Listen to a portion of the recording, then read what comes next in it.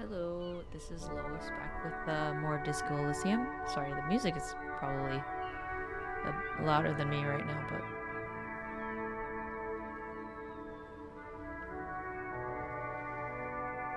okay, I am ready now. Let us continue our adventure. So, I think we just finished examining the body and we talked to a few more people. What else is on our list right now? We found the bullet, which was pretty key. Wash off the death smell.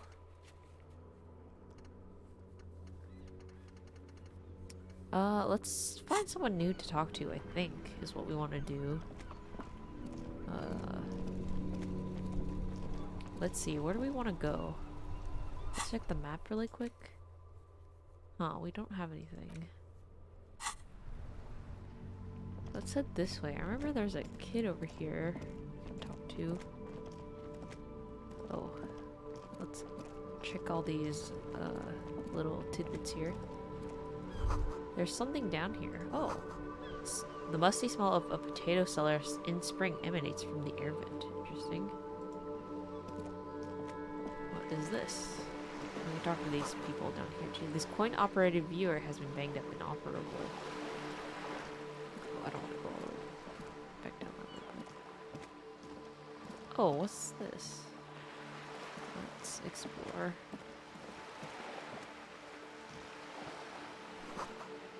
To Roundabout North. To Capeside Apartments, Martinez Pier. The ad reads broken window. Tibbs has windows. If you had a bag in your hand, perhaps you could collect these bottles and sell them. Well, we did see a bag down here. At least I think that was a bag. Let's grab this. Oh yeah. Nothing I can't do. On the job forever, man. Well, he's drunk, I guess. This coin-operated viewer is facing southwest. Its coin slot is full of fossilized bubblegum, rendering the machine permanently inaccessible. Okay, sorry, I was turning down the volume a little bit. I think it was kind of loud. Poor little viewer. The metal feels cold and wet under your palm. It looks unhygienic. Vandalism. Probably some kids. Lieutenant inspects the rigged A slot. simple but clever solution to ruining a coin-operated viewer. It took ingenuity. A Inside. thick layer of graffito covers the lenses. You spell out the word Onug written on the other side, with N and C scribbled backwards. Shift your focus Under to the the background. graffito, a sea of blues and greys appear. Behind the water lies a coast studded with concrete and reeds. On it, a church on stilts, lanky weather-worn wooden planks, an X-shaped cross topping its tower. Around the large wooden Interesting. building, you see chunks of sea ice gathered on the beach, and a small tent sets up on the ice. Small tent.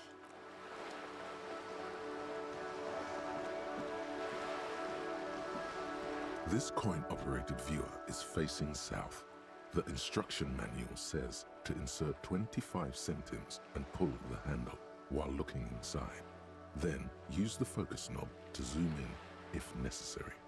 I mean, sure, let's give Your it. money disappears into shot. the coin slot. A clunk, the ring of metal. Pull the handle and look The inside. curtains on the display open. You lean in to catch the view. It's blurry, different blues and greens. In the middle of the shimmer stands a drab grey shape, like a ghost. Turn the knob to focus your vision. The lenses shift. The ghost sharpens into an islet in the bay. In the ruins, a man-made structure is visible, a half-sunken sea fort, its concrete almost reconquered by nature. It looks as if it was abandoned quite some time ago. Nothing but a rotten tooth remains of the anti-aircraft tower. A lonely birch tree grows out of it. There are ruins of some kind of building there. Really? I don't have the eyesight to make it out. The lieutenant takes off his glasses and cleans them.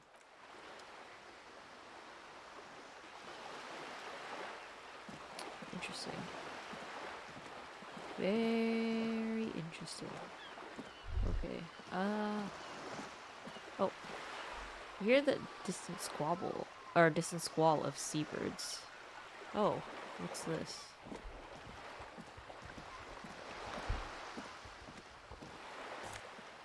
Money! Oh my gosh, $2. Very exciting, as you can tell how excited I am. What is this? A splatter of bullet holes lines the wall. Okay, I want to talk to these people over here, so let's get back up here.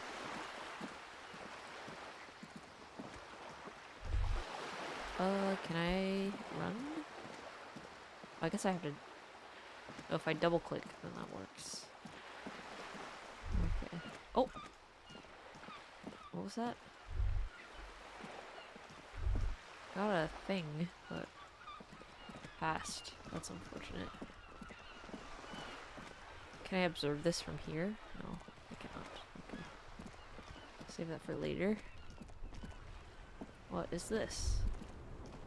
Oh, no! I can't click it fast enough. Oh, there we go. The spirited chirps and clicks of swallows fill the air. Tire tracks leading onto the roof. The slush and rain has almost washed them off. There's a bench here too. An ancient fountain doesn't pump water anymore. There's a tree in it. Okay, I don't want to observe that bench right now, but let's talk to these guys. Life doesn't need to be a struggle. He covers his mouth to hide a burp.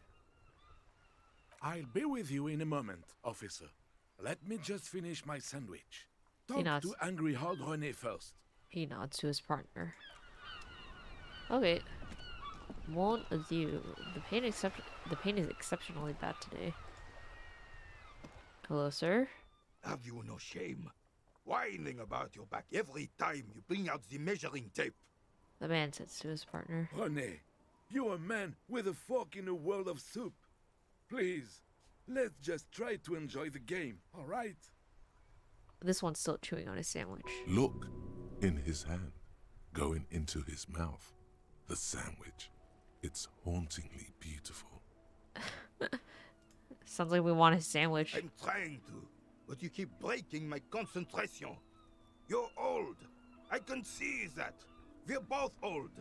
Now stop grabbing your ass like it's a girl. These manly men are playing balls. This is a ball game. Grab a ball and play it. Don't ask questions. Shoot first. Ask questions never. Alright, I got this. Ball time. That's the spirit. Don't even waste your breath. We should play asking into our about the game. physical They instrument. wouldn't know anyway. They're way past their prime. Our physical instincts. Very high. Acting without hesitation. Holy crap. Well, that's awesome. Better observe them first. A moment of your time, fellows. Don't get involved with the game. Well, 97%. Let's freaking do it.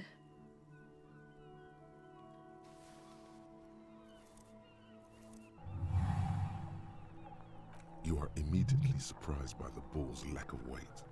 No matter, you'll make it work. God, this is right. You feel the familiar tremble of excitement and adrenaline that precedes every victory. Time has frozen. Feel the ball. The cold metal ball is surprisingly smooth against your neck. It has a pattern on it, probably a sponsored ball. Yours would only be covered with bumps of learning and scars of victory.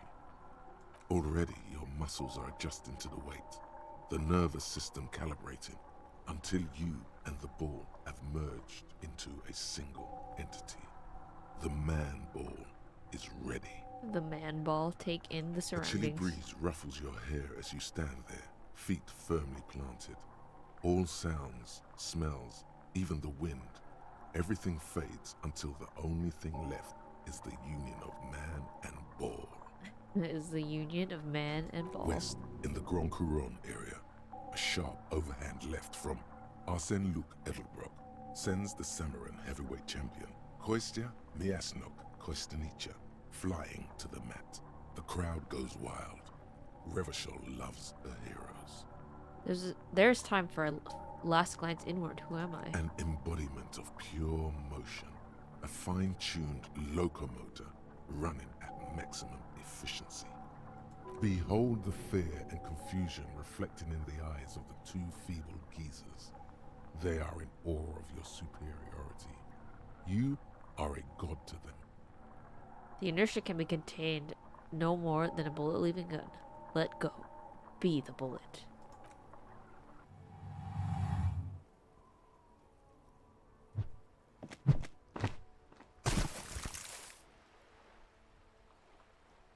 Heck yeah. Merde! Bordel de merde!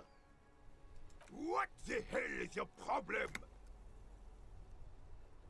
Not a week to write triceps, that's for sure. Problem? I don't understand. I'm a god of track and field. Why would I have a problem with anything? I don't care if you are a cop. You do not just ruin someone's game. It's so goddamn disrespectful. Oh. A man his age getting worked up like that?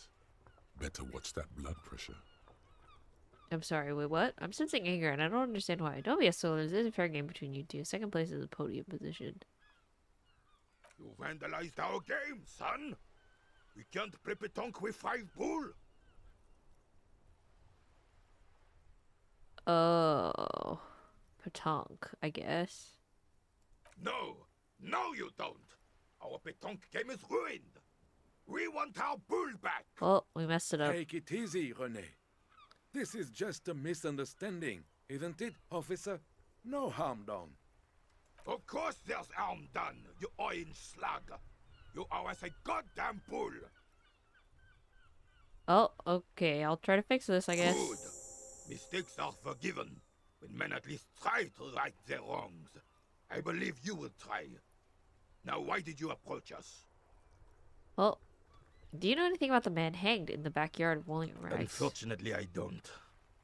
Unlike most of the locals, I have no qualms about assisting law enforcement. But this affair has passed me by completely.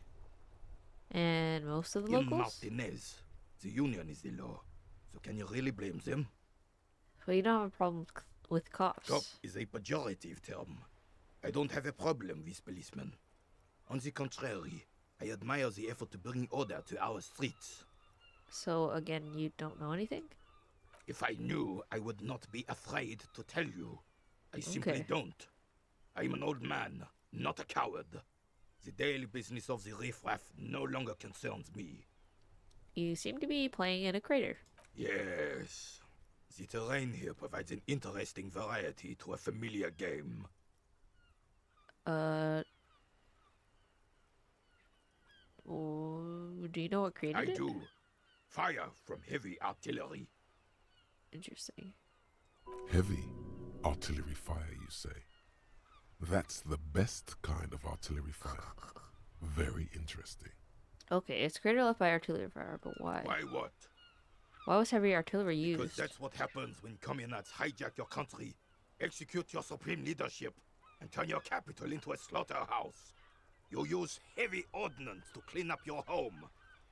Yeah. It's interesting because I guess this city or this town is like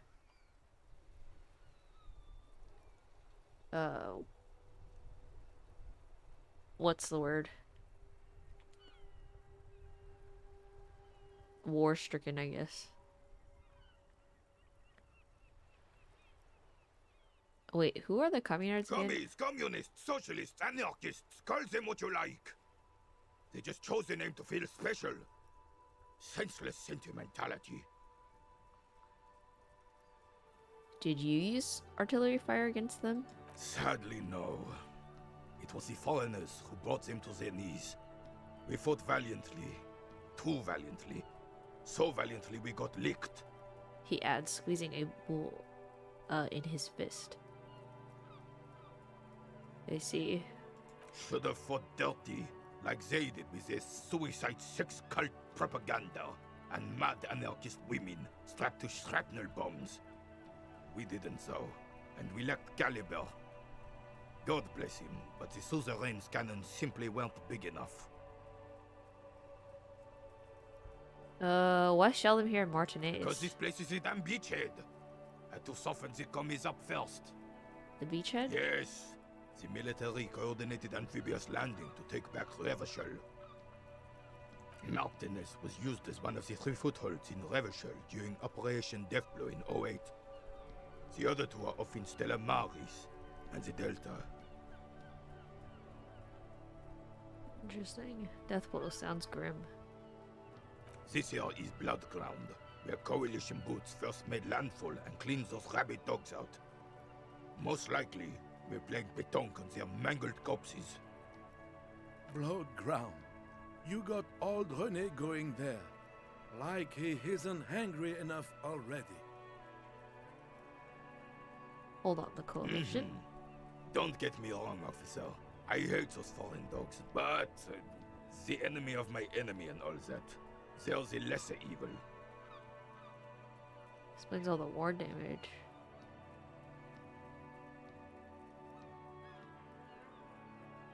Damn right, son. I mean, that's why They there's laid the bullet fire holes of everywhere, I hell on guess. the city before they stormed it. And it worked, too. There's a strange gleam in his eyes. He approves of this radical approach, knows it was necessary. The rest of the city got cleaned up, but Martinez they keep as a monument. And now the Union Socialists are practically running the place.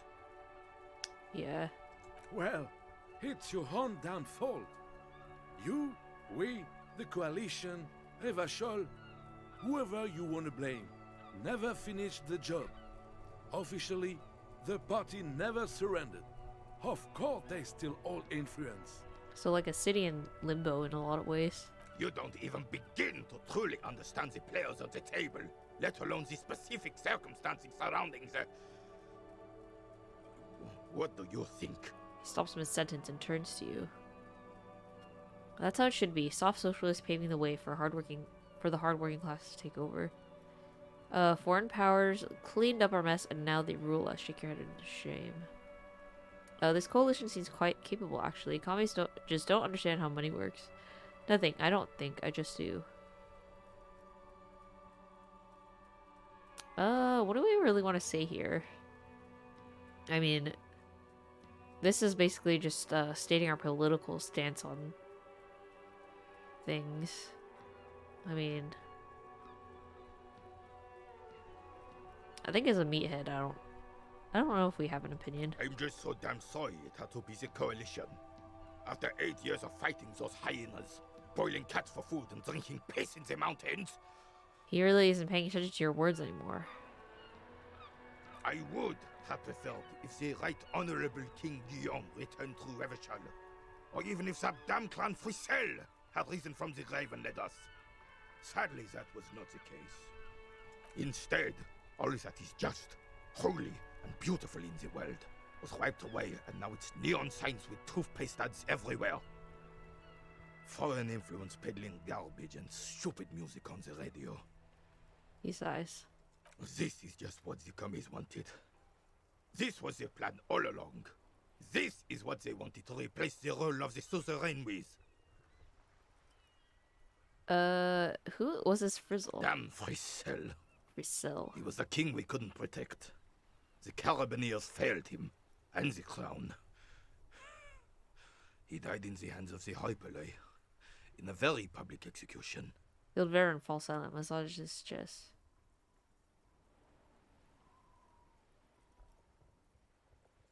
He slouches as he says that.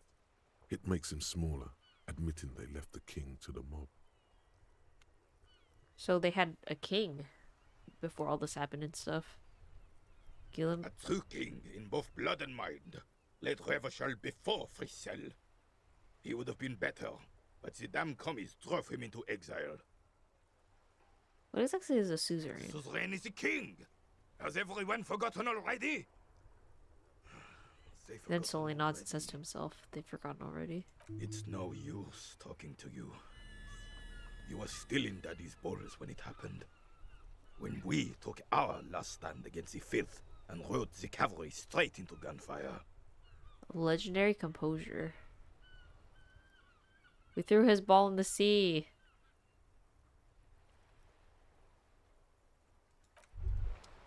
Okay. Oh, let's check this. What is this? Oh, our Lonesome, thought complete. Long way home. Oh my gosh, she's gonna read it. Lonesome long way home. Here we go. Home awaits. Walk past Station 41 and through the market, past the Boogie Street spearhead to the other side of the lake, the frozen eye at the center of the district. Then past the video rental store on the corner. There, at the end of a street lined with pine trees, a small house no larger than a matchbox. 11 Voyager Road. You no longer live there. Those times are gone. And so are those people. Why did you come here? Why are you still here? And where's the dealer? You have to get back to work. That's all you have now. I love the art in this game. So cool. Speed. Drugs. Give 1 sigh. Learning cap perception raised to 5. Interesting. Okay, so... Psyche. So, if we take speed, it increases all these by 1, I think. When we raise our psyche. So, it was composure that we needed. Bonus from items. Let's double check. I don't know if we have anything that will help us. Oh, we definitely want that. We can collect bottles. Okay, it doesn't look like we have any of our closers is affecting our composure, but it's a red We're check, still right? waiting for a Oh, it's a white replacement check. for the bull you sent sinking.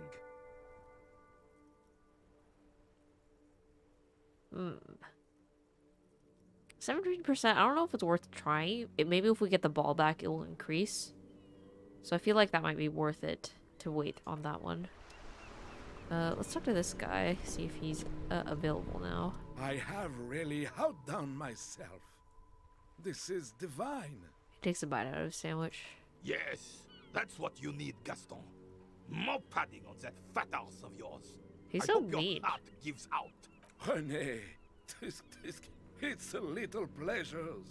Life doesn't need to be a struggle. Hello, Nom officer. nom nom. How might I be of assistance on this fine day? He turns to you. Tell me, what do you know about the dead man? Looks delicious, points to the sandwich. Can I have a bite of that? Let me think. I heard someone was hanged and left on a tree for a week. But that's all I know, really. Really? You know absolutely nothing? No, officers, I'm sorry. And I really would like to assist. You Yeah, are it's smiling both good apologetically. guys. I can see that. Then help them, you wimp. You have plenty of shoulder with the ghost caviar in the Union. Someone must know something. Reproach fills his eyes. I wish I could, but I just don't know anything. His cheeks I turn red. always keep my nose clean and don't gossip. Everyone knows and respects that. Respects? The old cavernier can't believe what he's hearing. Sounds a bit like you're holding back. I'm not even anyone. Of course he's holding back. His mouth is so full of Union prick he can't even speak properly. The cavernier crosses his arms. Can I at least finish my fucking sentence before you piss on it? Is that okay, René? His eyes are I'm not furious. anyone impotent in the Union. I just know Evrard. And who's this Everett, you know? Evrard Claire. Everyone in Martinez knows the Claire brothers. He says I solemnly. taught these boys human studies and history in the gymnasium. Oh, he was a teacher for them. That's interesting. What do you know about history? You Cabernet never snaps at witnessed Gaston. history. Only heard about it years later, when it had already moved on. You don't know history. Why is Gaston even friends with The this guy? old soldier. mumbles something under his breath, and turns to face the sea. The blind leading the blind doesn't even begin to describe it, is what he said. Let's try not to get caught in a crossfire.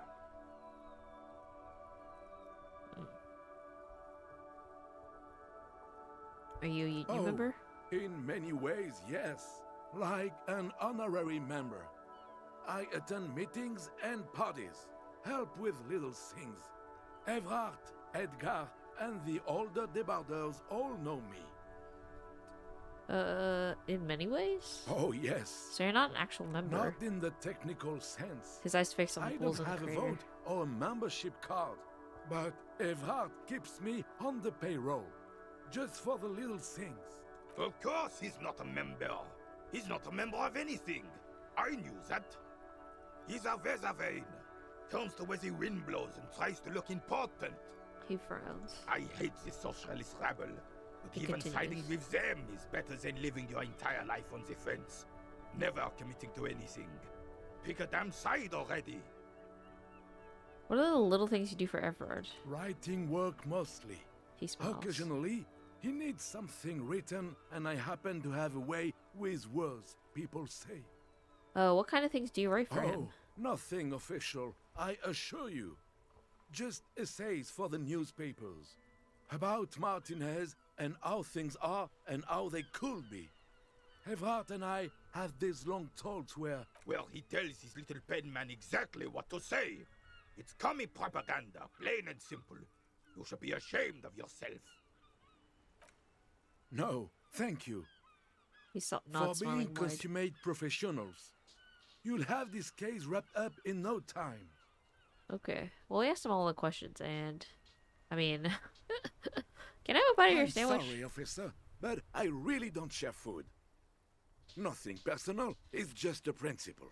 The only one you have. Suddenly you realize how hungry you are. The last time you ate must have been God knows when. Oh my The goodness. sandwich looks like a culinary wonder. Well made and abundant in components. The author sure knew their craft.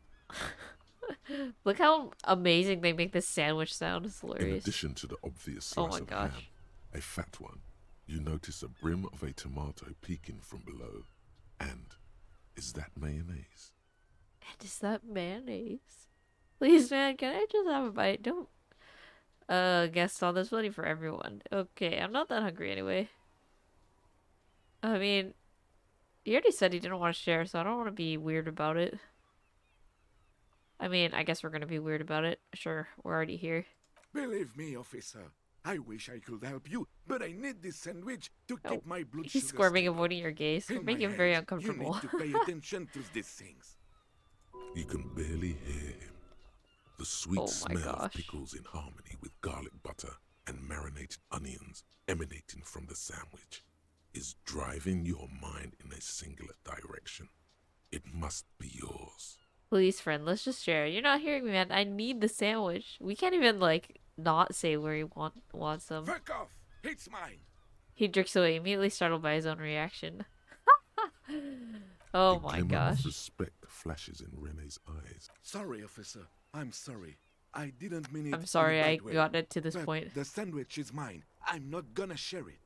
I'm sorry, Gaston. And it's gone. When the dissidents come to rape our country, he hides. But try to get a bite of his dear sandwich and he gets claws? You're a special kind of vermin, Gaston. Rhetoric? Our rhetoric is... This is legendary rhetoric. Convince Gaston to relinquish his sandwich. Well... That was our... one silly conversation for the day. Enormous bowls worthy of a real man. Okay, let's keep exploring over here. And then there was bottles in the garbage can, I think? Over here. So let's explore that. Ah! Money! Guess we can recycle those or something. Okay, what's this? On the cover stands a very muscular man surrounded by flames. Oh, these are the books. I thought this was the bowl. This book has a rose, a piss on a half-naked dame on its cover. Bookstore, I guess? This book is about, pate. This book, you don't really understand what it's about, nor does it seem important. Book about, Boyadero culture. It promotes freedom and roaming upstream. Book about the future. The government reads our mind using radio technology. Oh, we can go into here, I guess. Oh, is this another recycle or garbage bin? Money. Okay, let's talk to this person. Hello. Hello, sir. Step right in. The store is open. A young girl with chubby red cheeks waves at you smiling. Her nose is also red from the cold. I am the law. Hello. Are you interested in a new and exciting book? She stomps her feet to feel warmer. Oh, she must be so cold. What kind of store is this anyway? It's a bookstore, sir. We sell books, postcards, and some board games. It's called Crime, Romance, and Biographies of Famous People. She points at the window. Whoa, whoa, whoa, whoa. Hold your horses, little girl. We're too dumb. It's so funny. Don't be ridiculous. I know all these things. You're fooling nobody. Don't you sass me. I said I know all these things that I do. Sir, are you okay? You've been standing here silently for a while now. Is it okay if I ask you some more Okay, questions? sir. I'll try to answer any questions you have. I hope they're about books. What is this crime business? What is your name? My name is Annette, sir. My mum, her name is Plaisance. She owns the store. She's inside minding the register or organising the stock. The girl gazes at the window, then suddenly jolts her eyes wide, just as if recalling Feel something. free to step in and browse our wares. And you're standing out here in the cold because... I'm signalling that the store is open. Otherwise, nods people eagerly. might not know. They'd miss out on the crime, romance, and biographies of famous people. Such a good trooper you are, already learning the value of hard work. I could help by brutally dismantling the free market. Oh, no, sir. I'm happy to help Mum by luring in customers. Besides, I have some hot juice in my vacuum bottle to keep warm. She stands upright and smiles like a little soldier. Oh, I didn't mean to insinuate anything. I just thought... I just meant we could talk to her, but... shouldn't you be at school or I something? do my studies at home at the moment. I have to help Mum keep this place running. School is stupid. You're lucky not to be there. What is school anyway? Is going to school more important than this? Mum says it's necessary to do both because it builds character. Mum says a proper worker is dutiful. That's how you get ahead in life. You succeed. There is stress and unease behind these words. She's reciting etiquette. How's the business going? Mum says it's peachy. She was a little afraid at first. There's talk about this house being cursed. Cursed in what way? Cursed in the way that makes them say that no business has ever really thrived here, sir. That they all go... She's looking for the right word. Bankrupt? Exactly. But we've been doing fine so far. I don't think curses are real. This sounds rather serious. I should probably look into this. We can go into the bookstore and ask about the case, but I don't see much more to look into here. The lieutenant makes a note in his notebook. Yes. Please do also look at our wares inside. The postcards and board games are there, sir. What do you know about the other failed businesses? How does this curse manifest itself? How does this curse manifest itself? It does not manifest itself in any way. It does not exist. You're not a believer, Kim? I liked it better when we were talking about whether it's appropriate to stand out in the freezing weather. But Kim, the plasmic manifestations. Fine, I'll show you. Oh, I pressed Anything else you I want said to the wrong talk about, thing. sir? The girl looks back and forth between you two. What do you know about the other failed Nothing businesses? really, sir. Mum doesn't allow me to sneak around in the back rooms or the cellar. She looks a Don't bit really know what's disappointed. there. Okay. Maybe I can tell you about some of our books instead. Annette looks at your shade prickly chin and distinctly contrasts with the oily mutton chops that surround it. Who are these famous people? Oh, kings and queens and generals of old, or artists and writers, or musicians, those kinds of people. There's usually something extraordinary about them. She scratches her cold reddened cheek and then I continues. think that's why people read them, to find the secrets of their fame. Can I become famous by reading one of those books? I don't know about that, but I imagine life is great when you're famous. They're all dogs. They're all dorks. These famous people sound like a bunch of dorks. Fame sounds delicious. Fame is for vain people. Annette's expression remains ever so helpful, but she doesn't say anything. Yeah, you heard me. Only losers waste their time on that garbage. I don't want to. This is so like. I mean, this is our personality, so might as well go with it, right? Isn't that kind of a childish thing for a grown-up to say? What makes you think I'm a grown-up? You look all wrinkly and hairy, like an old person. You also feel old, tired, hardly able to catch your breath, your joints aching constantly. I'm not that old. I'm doing just fine, thank you very much.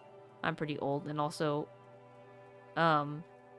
recovering drug addict and alcoholic. Yeah, I'm old. That's just what I happens to wonder people. how I'll be when I get old.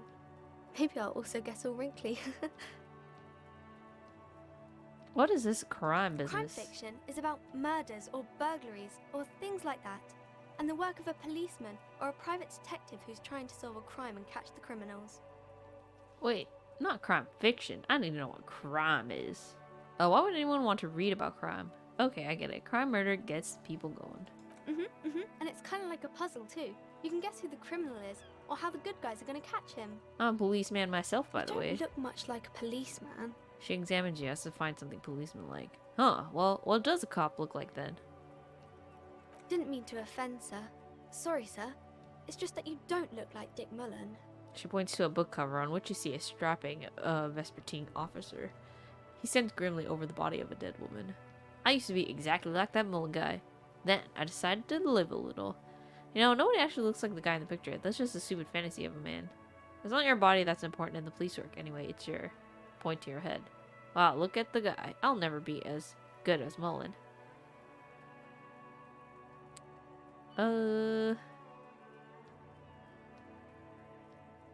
She looks at Dick Mullen, frowning. That's not a healthy look. Muscles get bigger, heart grows weaker. Muscle training is a flower arranging for men. I bet he thinks he's real man like that. He isn't. It's just unhealthy. Such a weird thing to She say. examines the picture closely. The Vespertine detective exhibits few signs of health or unhealth. Poor vitality is no way to cop, little girl. I could take him down easy. Sure you could, sir. He's just a fictional character. He's no match for your strength. She smiles mischievously. Maybe you can show me some real police work, sir. Like in the books. The cover image of Dick Mullen seems to stare at you with harsh disapproval. Okay, I'm gonna deduce something now.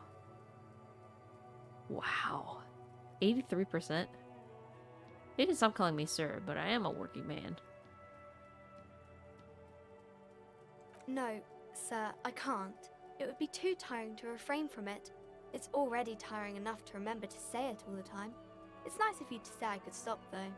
I get you. I, for example, can't stop making this face. Okay, yeah, well, the next person, you'll have to sir or madam them again. Point That's to your a friendly face. enough face, most of the time. Okay. I mean, this is probably just more about books, so... Alright, let's do it. 83%. You fail to deduce any No! substantial. I'm very upset about that. She waits intently. I'm a detective, and I deduce that you're a girl. This is so freaking sad. Look, we had 83% chance. I'm a detective. I deduce that you are very small. I'm sorry, I can't deduce anything. Come on, anyone would notice that. Oh my gosh, do I want to try this again? I really do, actually. I'm gonna do it.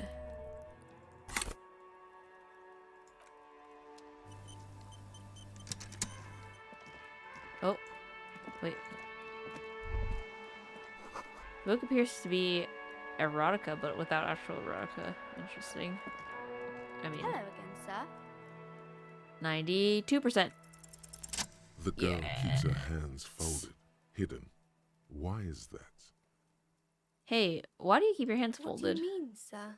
She looks wary. You don't need to be worried. I'm here to help. You can show them to me. Actually, I'd rather not do the same thing. Every time I deduce, people get hurt. She looks around anxiously. Her hands remain folded in front of her. She doesn't want to show them. The lieutenant stands by, looking at the two of you with little interest. It's okay. You heard me. Hands up. She brings out her reddened hands, her nails frayed, nearly chewed down to the flesh. You bite your nails. And you knew this from me keeping my hands folded? She shoots you a suspicious glance. It's super simple for a detective such as myself. There were a few other hints. Well, that proves nothing. Anyone could do an easy deduction like that. Her eyes flash with defiance. She's not impressed. Want more? I bet I can figure out why you bite your nails. I got a few reasons in mind. She nods, half provocative, half enthusiastic. You're uptight because your mother and the pressure she's putting on you. Rats have been nibbling on your fingers. Child labor and dismal working conditions. What? Chewed on nails, that means you're recycling your body material. That's gross. It's intense dedication of the way of business. There are no riches without personal sacrifice. Maybe so, sir.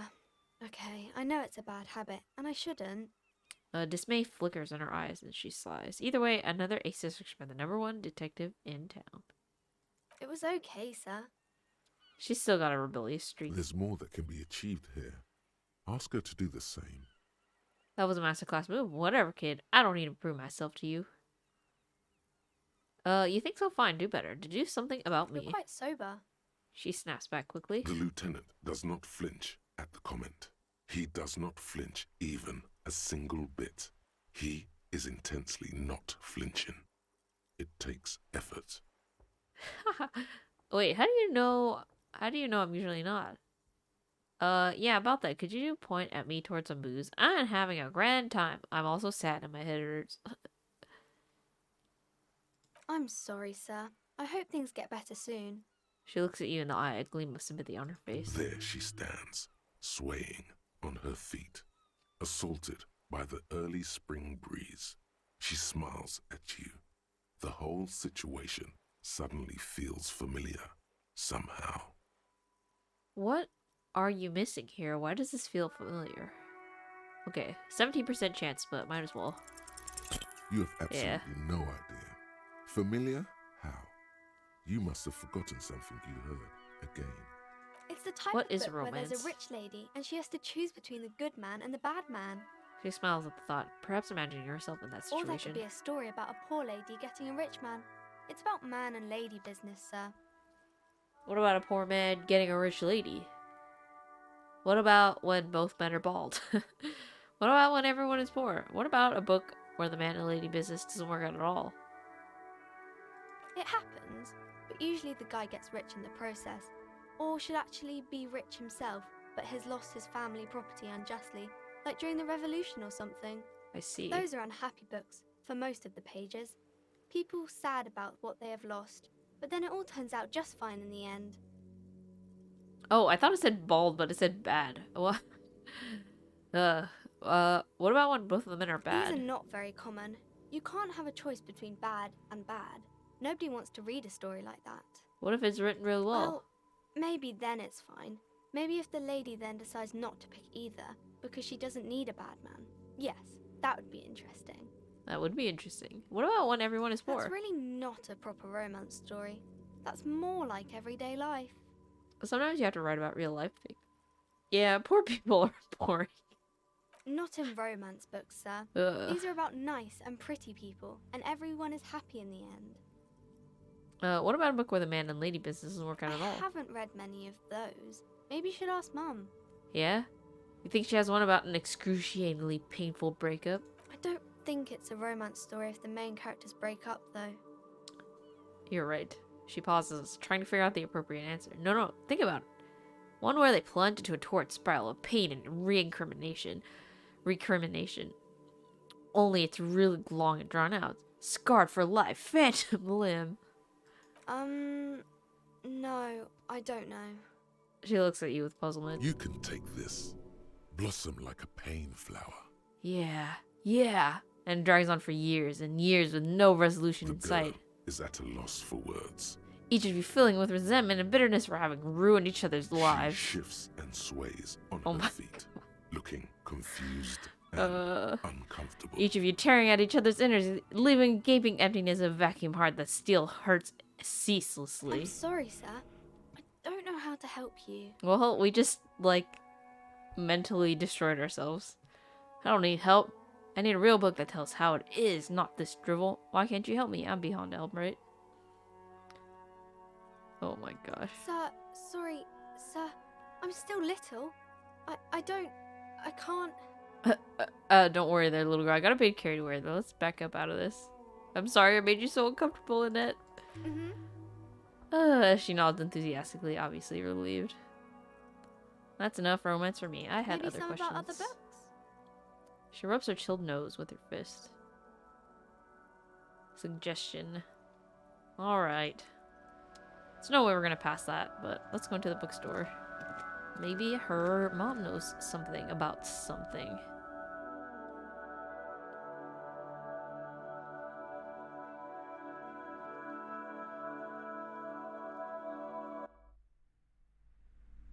Alright. Lots of to explore here. Gift books and molten candy. The display rack is brimming with worn paperbacks featuring an extremely muscular, sword-wielding barbarian on the cover. Nearly all the titles contain the word Heimdall somewhere. Look through the display Rows of and books. rows of Heimdall men blur your vision. You make out some titles.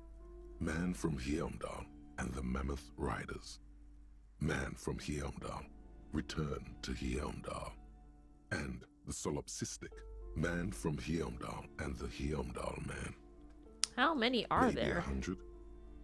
Man from Heimdall and Oh the my sages. gosh. And those snow crabs are worse than they sound. Is that all? Not even close. Oh my Man god. from Heimdall in hell. Do any of these books Man call from out to the Heimdall pain threshold? And the forest of slaves. Man from Well, Heimdall let's try passing it. under the lake. A twinge at the back of your head makes you flinch. Your eye starts twitching. Ow. Your hand reaches toward a book with glossy cover art of the very muscular Man from Heimdall in chains, kneeling in front of a staircase leading to a throne. A woman sits on the throne, leering at the man. Between the throne and the Heimdall man lies a bonfire, casting shadows on the wall.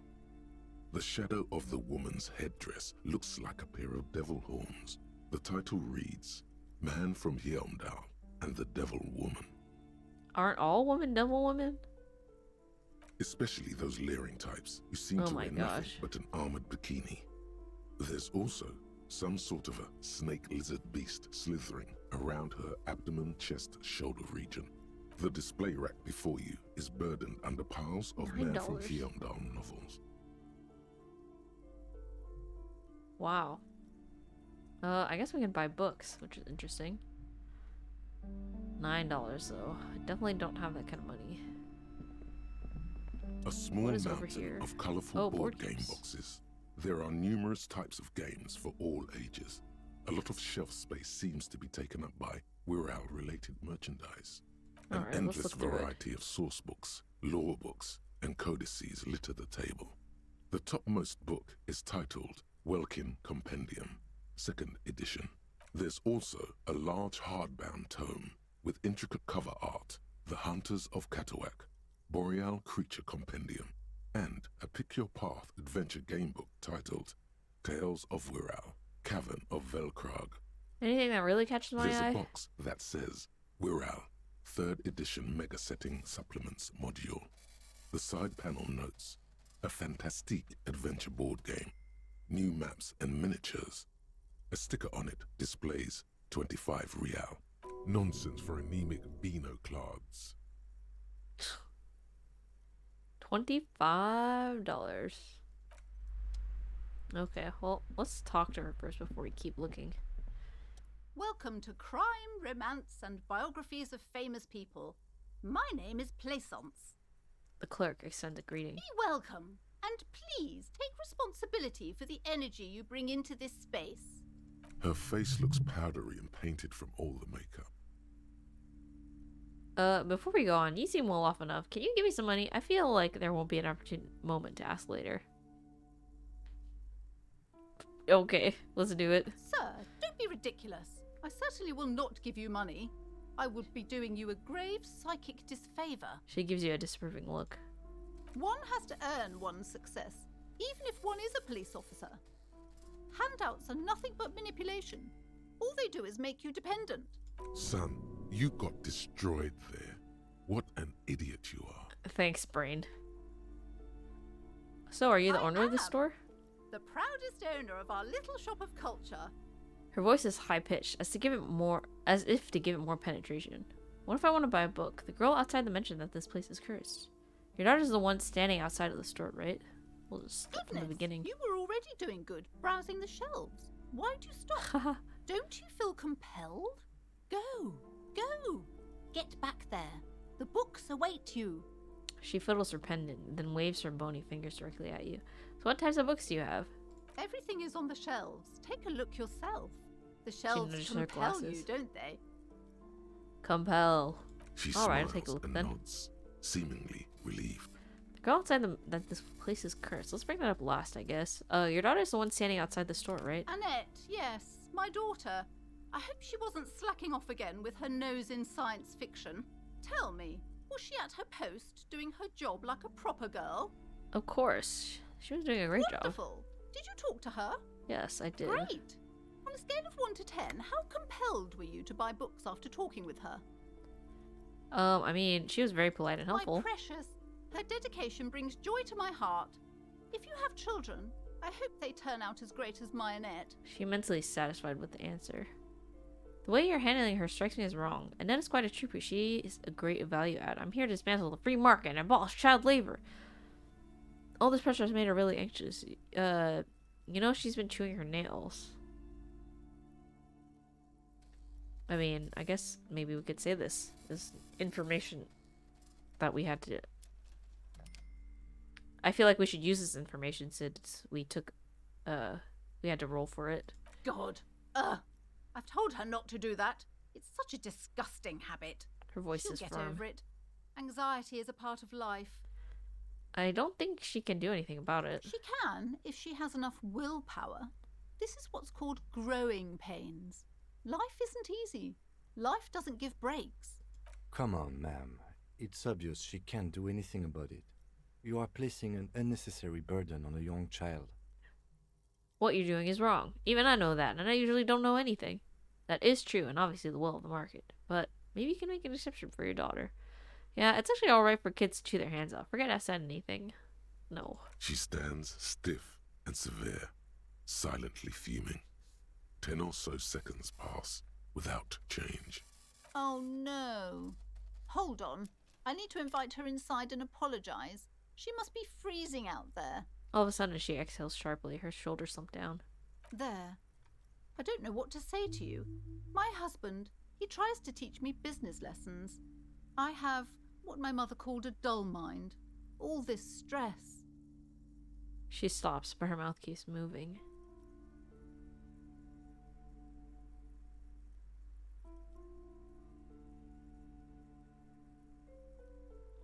Is this husband Annette's father? Is she an only child?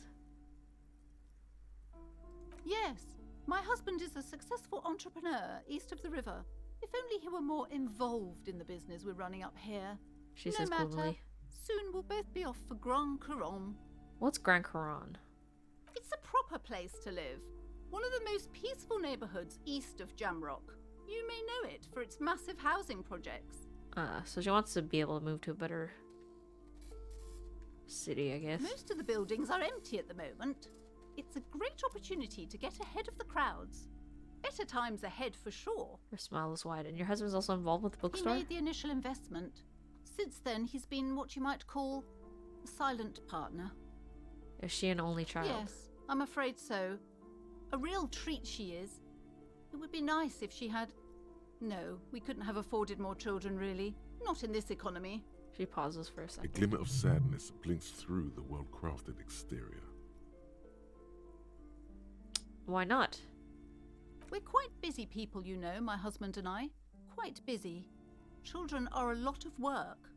You don't look like a father, so I don't expect you to understand. I'm sorry. I'm sure you do understand.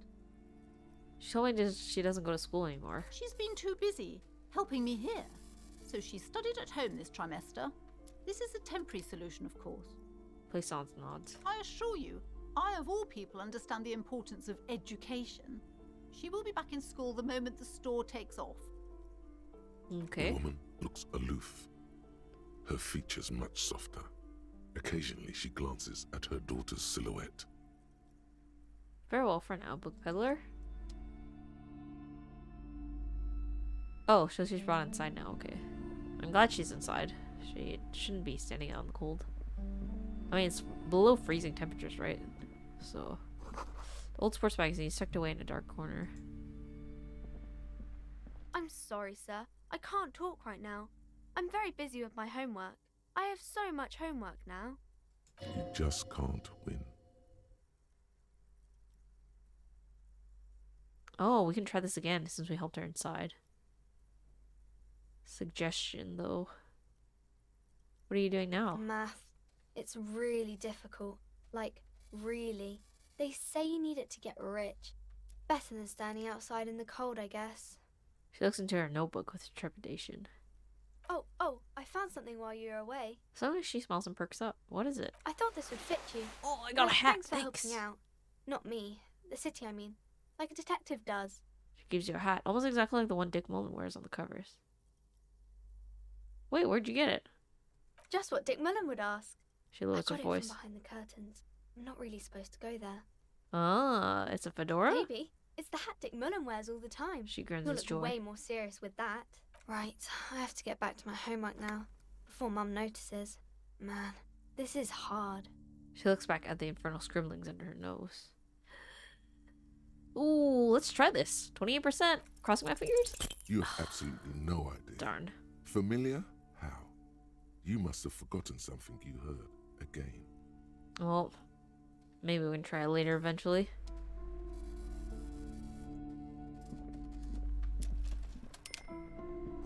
The book collects the national recipes of Arda. They are all about lake trout. Okay, I don't think we have anything specific we want to talk about with her, right? Hello again, esteemed officer. Goodness, you were already doing good. Everything is on the shelves. Take a look yourself. The shelves. Everything is on the shelves. Take a look yourself. Oh, The sorry, that's shelves- the same She thing. smiles and nods. Oh, we can't talk about the curse, I guess? Well, maybe if we go over here, she'll say something. You see a set of tattered curtains blocking the way to another room. A strange cage-like trinket dangles from the curtains. Excuse me, officer. The back room is strictly for employees only. Shopkeeper, what's behind these curtains? Pull open the curtains. Nothing. Now please go back to browsing the books. She fiddles with her Don't you feel pendant. compelled to look at the books? The books are all you care about. Oddly enough, the more she tries to draw you away from the curtains, the more alluring they become. This is true. Examine this strange cage-like trinket. You see some kind of charm, an irregular polyhedron assembled from bones, sticks, and straw. Inside, a disturbing fish head with empty eye sockets stares at you. Aside from poking at it suspiciously, there is nothing else to do with the fish head charm at this time. The curtains remain shut before you. I mean, I don't want to upset her while we're still looking at... Maybe we'll pull open the curtains in a bit after we explore more. These shelves are overburdened with books from the same series. Dick You see Mullen. the name. A couple of spook novels hide amidst all the detective books. Thrilling tales of spycraft and daring do. Crime fiction is a disgrace. An asinine misrepresentation of the physical attributes of the arduous everyday work of actual police officers. These books greatly overstate the excitement of police work, glossing over how long it takes to actually follow up on leads and eliminate dead ends. Furthermore, they have no idea how hard it is to simply remove a body from a tree. What's more, they completely ignore the psychological hardships of year after year coming into contact with people during the worst days of their lives. That's very true. Not a single mention of all the stress this work creates upon the officer's family. Detective fiction just doesn't tell the truth at all. Now, would you like a list of all the books found on the shelf? No. We don't need that. Shelves filled to the brim with crime novels featuring Dick Mullen books. Full of Dick Mullen books. A quaint picture book brochure, very colorful. It is a tome of fascist magic, rather candid. Let's see what's the over plaque here. on the shelf reads, Biographies of famous people. You will attain a place on this shelf one day, or die trying. Alright, I guess Browsing we are through trying to all be the famous. books with all their names makes your head spin. None of these seem important or relevant. It's all just vapid egoism. Suddenly, a particularly odd title catches your eye. It reads, High Speed Love, the tragic true love story of Jacob Irv and Alfie Delatraz, by one Cecilia Averbrook. What's it about? High Speed Love chronicles the romance between two of the finest tip-top tourney racers in history. One of them is the madcap driver, Jacob Irv. His blonde mane graces The cover. tip-top tourney, like a racing, competition. Next to Irv's life story, you see a slim biography of an Occidental rock star called the Anti-Star. He's famous for shooting morphine into one of his eyeballs and cocaine into the other. What? Next to that, Revacholian radio personality Guillaume Bevy stands in front of a rundown drug den. He's a permanent fixture on Channel 8, reporting on real-life crime and ruining cops' days. I really must insist you buy one of the books. Reading them is not for free. Do still browse, though, but not too long. I'm sorry, I did not mean to rush you. You are browsing. Go ahead. Take your time. Time is commerce. Okay. Not really interested in that, though, but... Several maps Oh, have map. been attached to a bulletin board hidden inside the alcove. They're held up by small pins.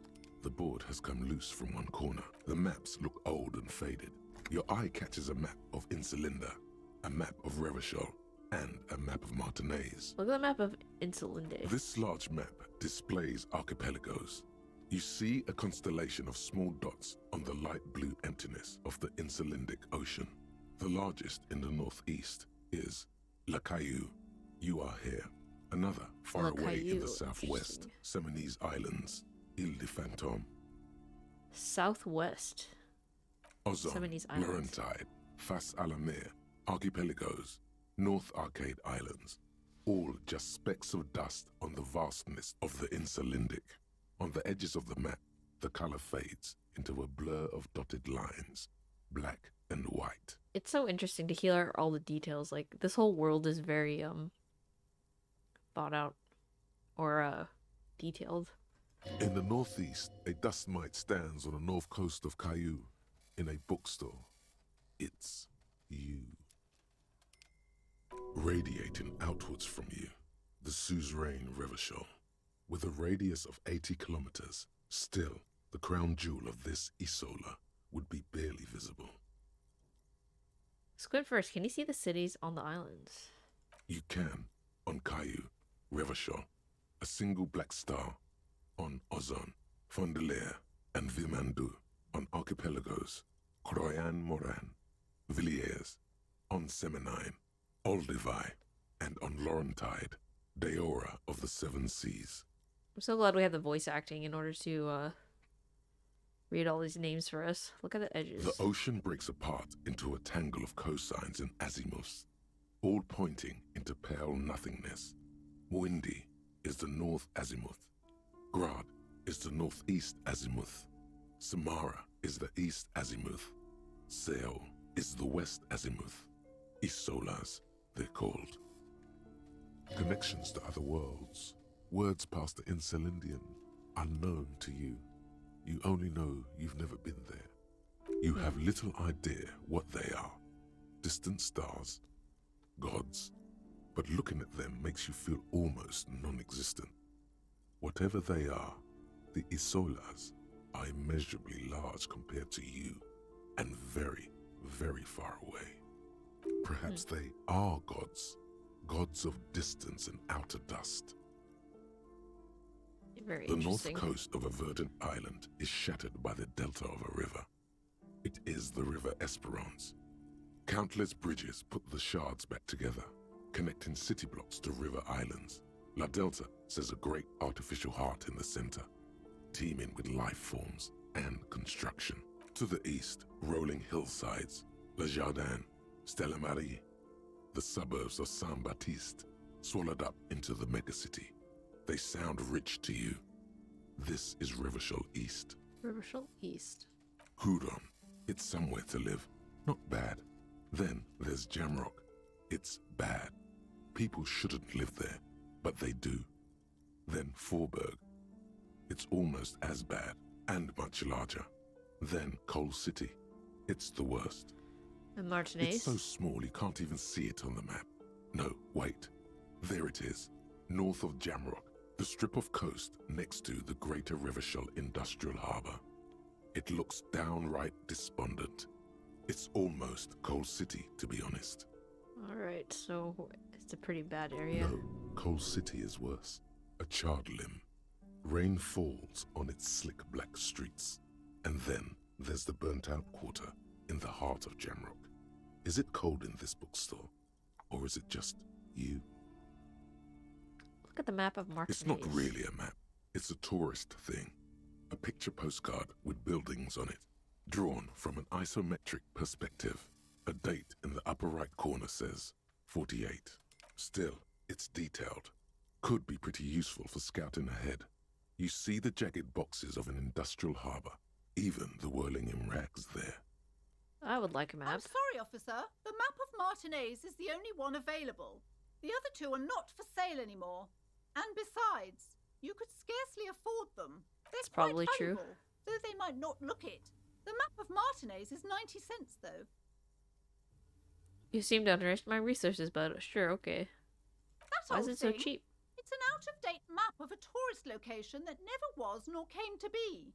From when some Interesting. design studio people tried to spruce the place up 4 or 5 years ago. They also renovated the horse statue, set up those coin-operated viewers, and designed the new street lamps. Wow, was that police siren in the game? I guess it was. What happened then? They didn't get that far, for some reason. A shame the project never got going. Would be nice if someone fixed Martinez up. All these ruins are bad for business. Yeah, that would have been nice. We could steal it. 72%. You peek at Stalky, waiting for her to be distracted. When she's not looking, you deftly rip the map off the bulletin board and pocket it. You're now the We're proud so owner sneaky. of a map of Martinez, which, to be honest, did not even cost that much. 90 cents. She won't miss it, right? Right. A worn and torn map of the Martinez area dating from 48. The title on the top reads, Bienvenue au Revichol. It's a bit out of date as it was originally created by a design student in a failed attempt to spruce up Martinez and turn it into a fancy tourist The location. worn map features the patchwork grid of the streets of Martinez, with directions to appropriately touristy locations. Year 48 resides on the upper right corner. Trace a path through the grid. Your finger moves through the various streets, across Rue de Saint-Ghislain and Rue Saint-Sipar, over Saint-Brun and Martinez North. Finally coming to a halt on the spot where you are currently standing, although the map gives no such indication itself. Interesting. Oh yeah, let's put on our freaking hat. It makes us smarter. If anything, this wide brim hat looks even better than the hat Dick Mullen wears. Dick Mullen is stupid and not even real. You're real. Your brain is real. Your real brain is inside the hat. Awesome. Hat. Heck yeah. Now we are looking... Ooh, we have another thought. Ace is high. +1 empathy towards Kim. The Insulindian Civil War was not the first war to see the use of aerostatic aircraft on both sides, but it was the longest. For 8 years full did the multi-rotor aircrafts crisscross the air above Revachol, Ozone, Face à la Mer. Oh, I guess it's like Face, maybe Face à la Mer, and the Arcade Islands. They made sweeps over sandy beaches and shot each other out of the blue sky, then sank as wrecks to the bottom of the sea. The Aces High was a custom on the revolutionary side, performed by squadron mates after landing. Lieutenant Kitsuragi likes it, but why is that? Interesting. Well, we don't have any other thoughts, so might as well internalize it. Should be interesting. Hopefully we'll learn something about Kim, maybe.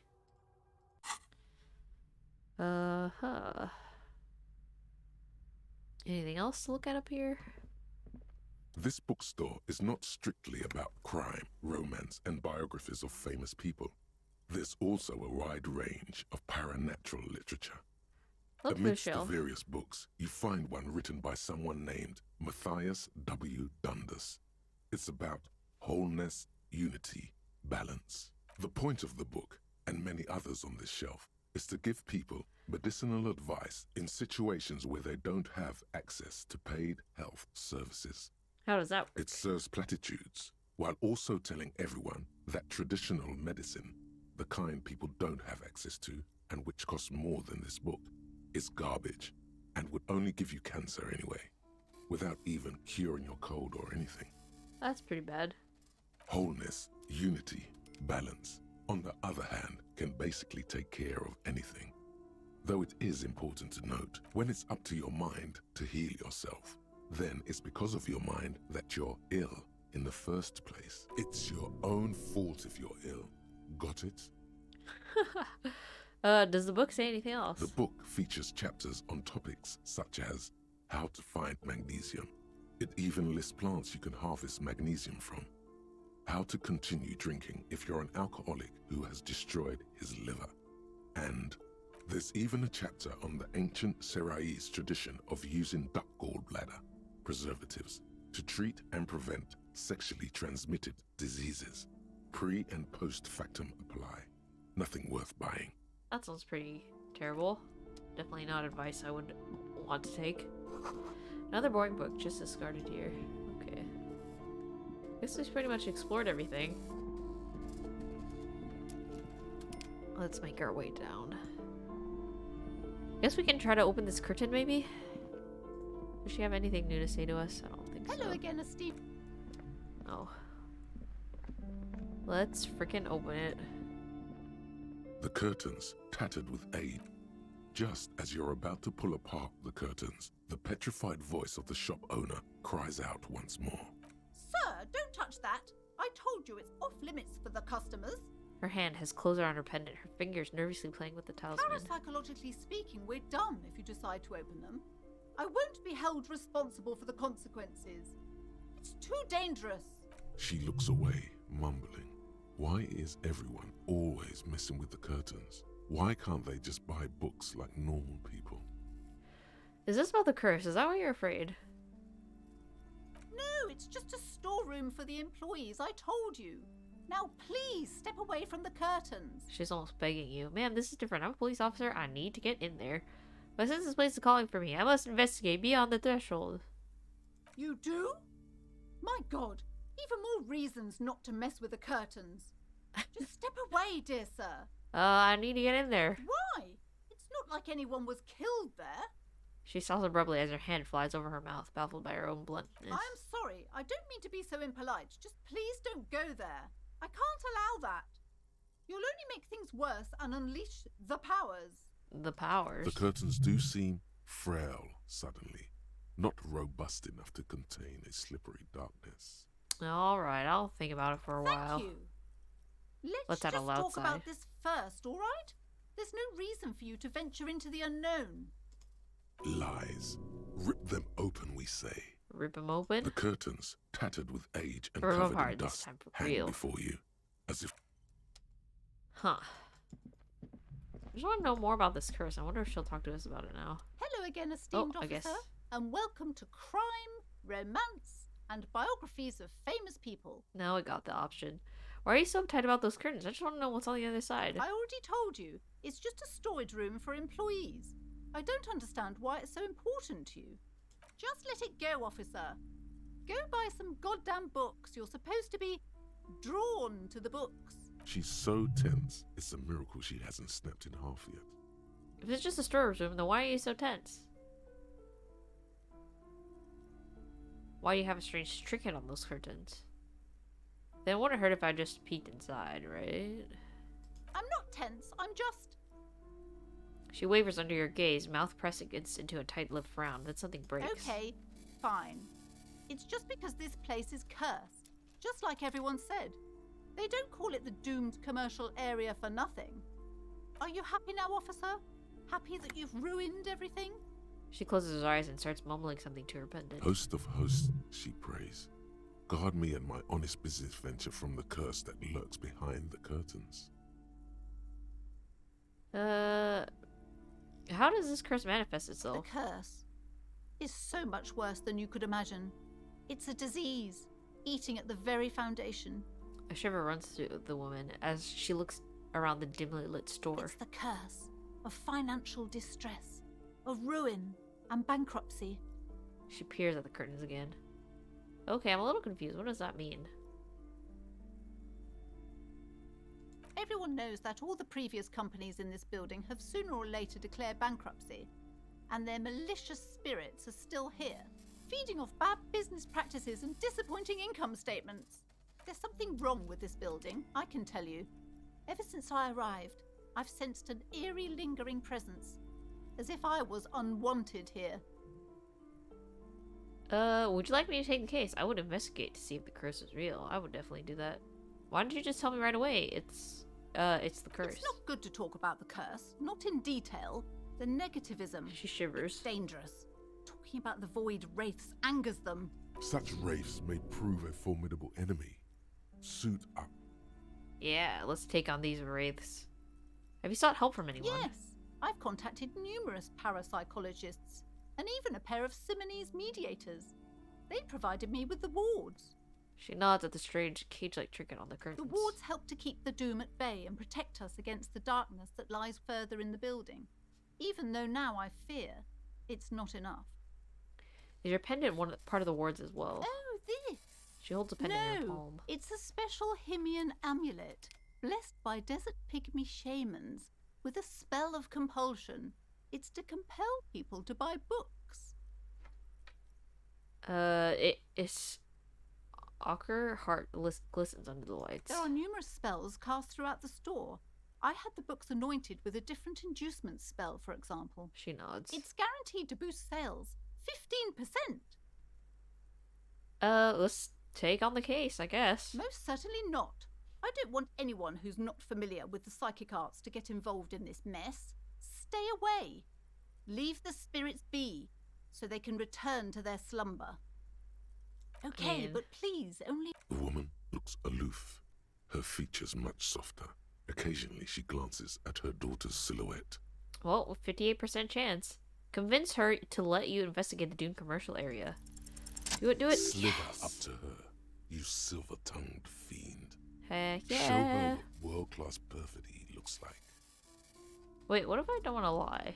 Ma'am, I've come here to help. I've handled paranatural situations before. Are you sure? She looks I skeptical. don't think I haven't seen charlatans before. I have returned from the void. A paradetective from a long line of paradetectives. You're no paradetective. You look nothing like one. And you're clearly a drinker. Pardon me for being Everyone so knows I'm blunt, an alcoholic. Hey now, hey. You need the booze to focus, alright? The lieutenant keeps his usual stony calm. He silently picks out his notebook.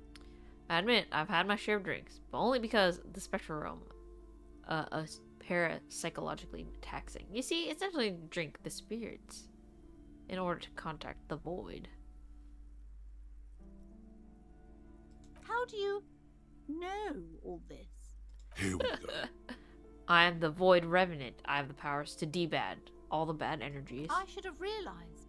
A pattern lies within the fabric. The hand of fate guides us, Our meeting couldn't have been mere chance, but I am not the only one at risk. I have to think of my daughter. You are certain you can help us? Keep us safe? I can't allow any collateral damage to hit us. No problem whatsoever. Your family is safe. The phantoms are no match for me. If you promise, good officer, She then shuffles nervously. you might be our last hope. Do you swear it? On my honor. Actually, I'm not really feeling the vibe anymore. The psychic forces let me. That'd be so sad. Thank you, sir. There's one more thing I haven't told you about yet. The entity. The entity? Do What? not act surprised. You know of these things, sire. The entity? Of course, the entity. Close your eyes. For I have sensed his presence. You have? She The gasps. entity takes the form of a woman. A witch, probably. I've suspected that she This must is be very connected entertaining, to by the way. curse ever since I first saw her. Did you know that she lives inside the chimney? Chimneys aren't big enough for that. Chimney, the passage between heaven and hell. Of course. Yes, that chimney is part of the building's central furnace, and it's enormous.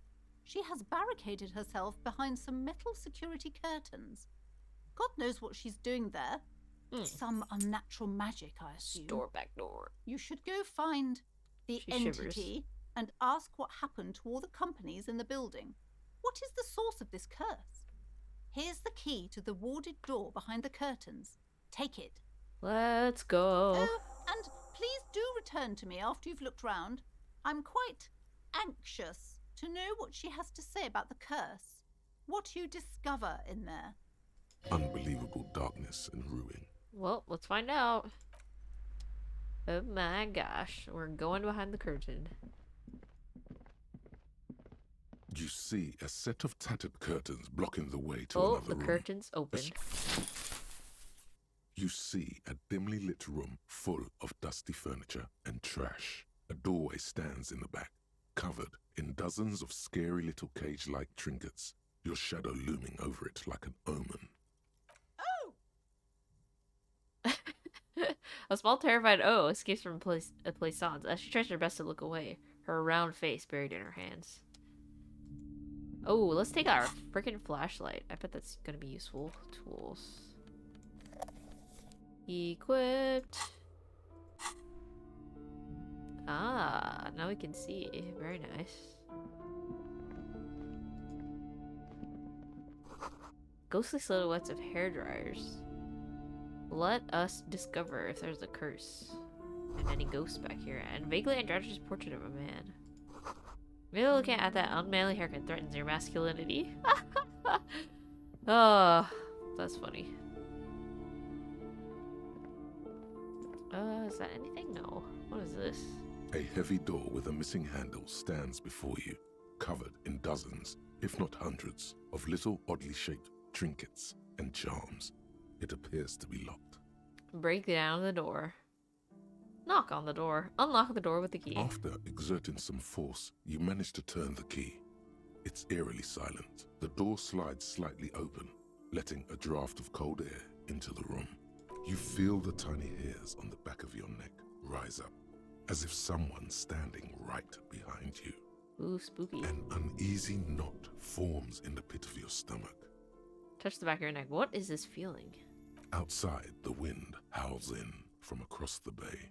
The building at Rue de Saint-Ghislain stands like a matchbox on its side, with men inside like little wooden sticks ready to catch fire.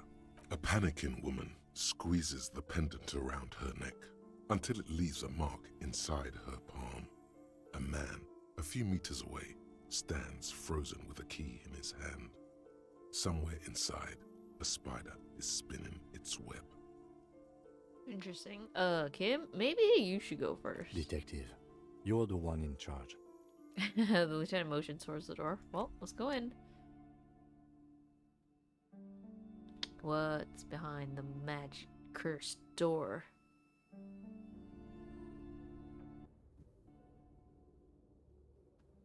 Interesting. Oh, Kim has something to say. Hold on. Kim. What is this place?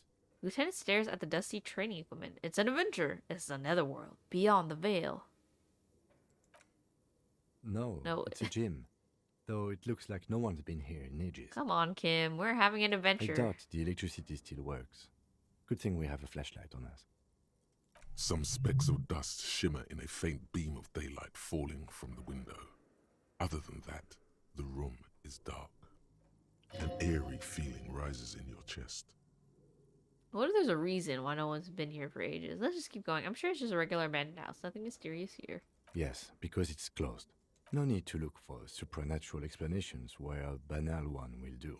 Now let's move on, shall we? Why not? Why can't it be supernatural, huh? Kim? Sand is dripping from the punch bag. Punch bag. Okay. What's this? Ooh. It smells like leather and sweat. Poster says Citius and Fortis. The rest is worn off. Worn off wall bars. They look unsafe. What's this? A barbell lies on the floor. The color has worn off its weight plates. It's 60 kilograms. Your triceps hum at the sight of these weights. Show the world what kind of beast it's dealing with. Lift them. Lift the barbell. Physical instrument. Physical instrument.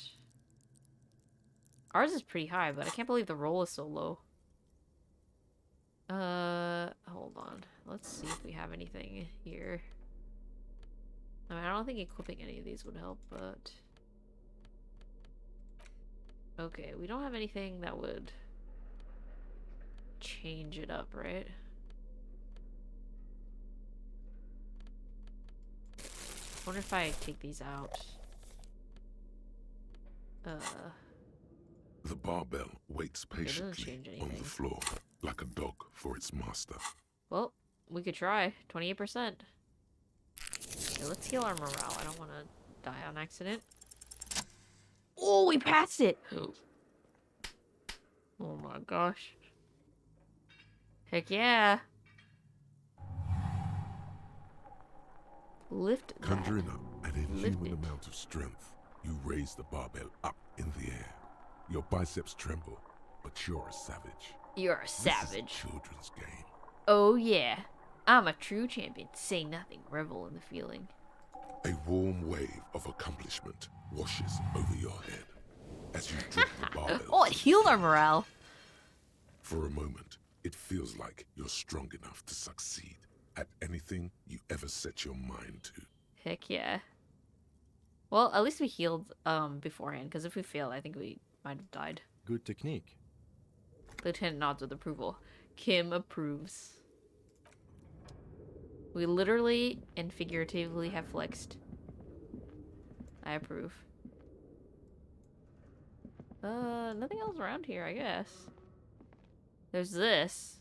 What is this? Is this us? Oh. Oh, we can go up here. Okay, okay, okay. Oh, Kim has more to say. What you got, Kim? It's dark. Lieutenant states the obvious. And the flashlight works a lot better if you Oh, hold you're right, it I in your forgot. hand. Flashlights go in hand. Stare at your hand uncomprehendingly. Yes, you might even call it a feature of the universe that you need to hold tools to use them. That makes so much sense. Right. Now let's get to it. Lieutenant nods. Thank you, Kim. I couldn't have done it without you. Well.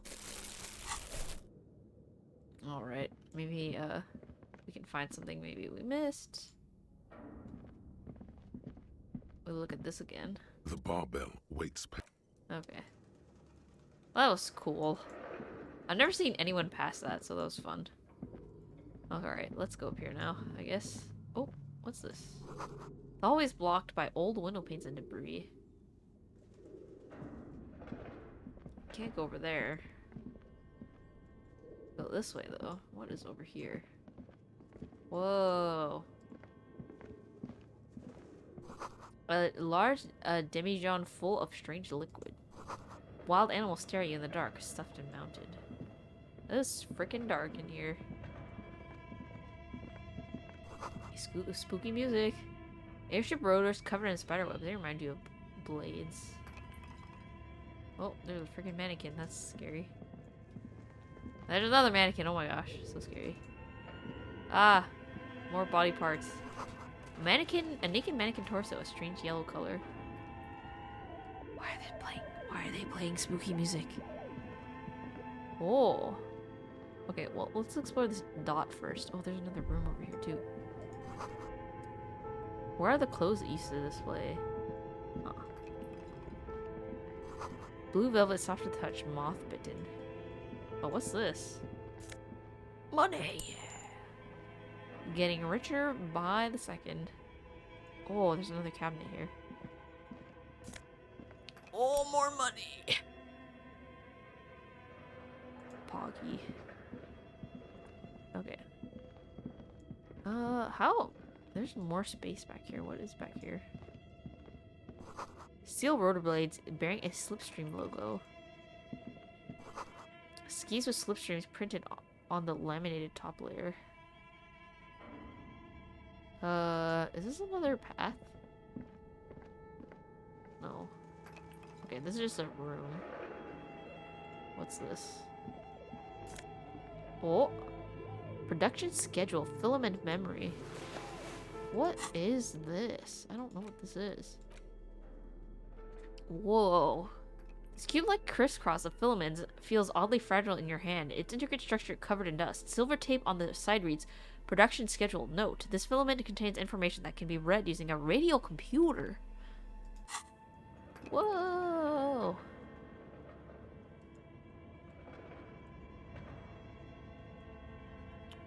Oh my gosh, I'm just pointing my mouse everywhere so we don't miss anything.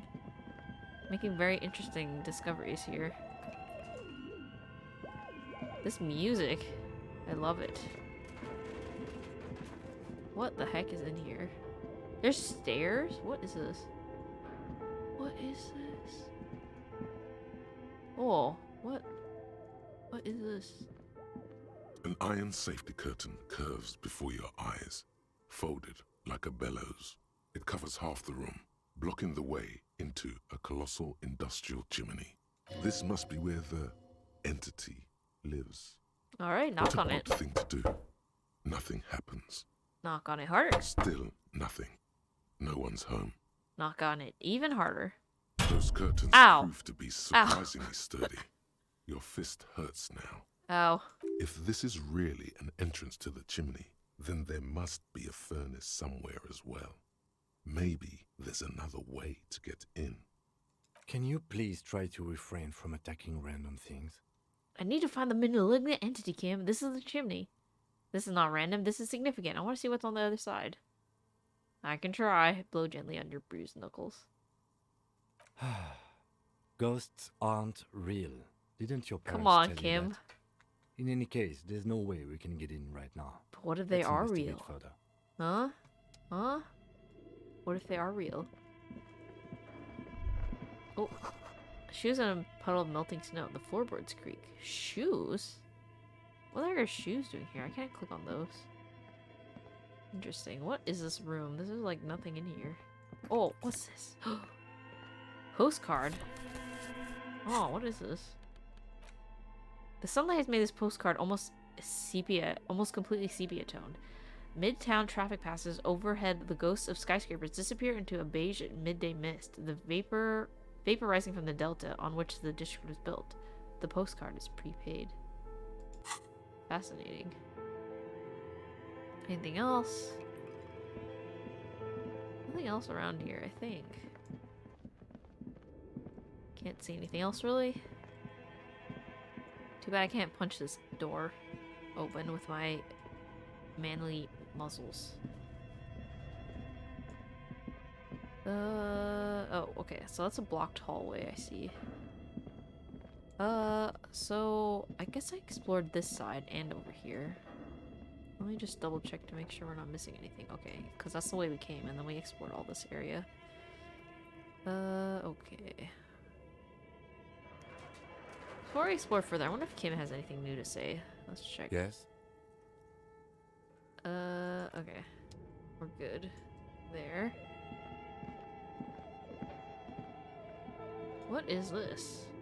Your flashlight slides over an old green chalkboard covered in scribbles, Look, it's a sketches, and schemes like elderly- some ancient cave mural. elderly elf with a sword. Some of the writing has faded with age, but you can still make out sections here and there. Photos and drawings have been pinned to the board. Inspect the These drawings. lithe, pointy-eared creatures appear to be different types of welkins. You make out Welkins. autumnal candle welkins casting wax-based magic.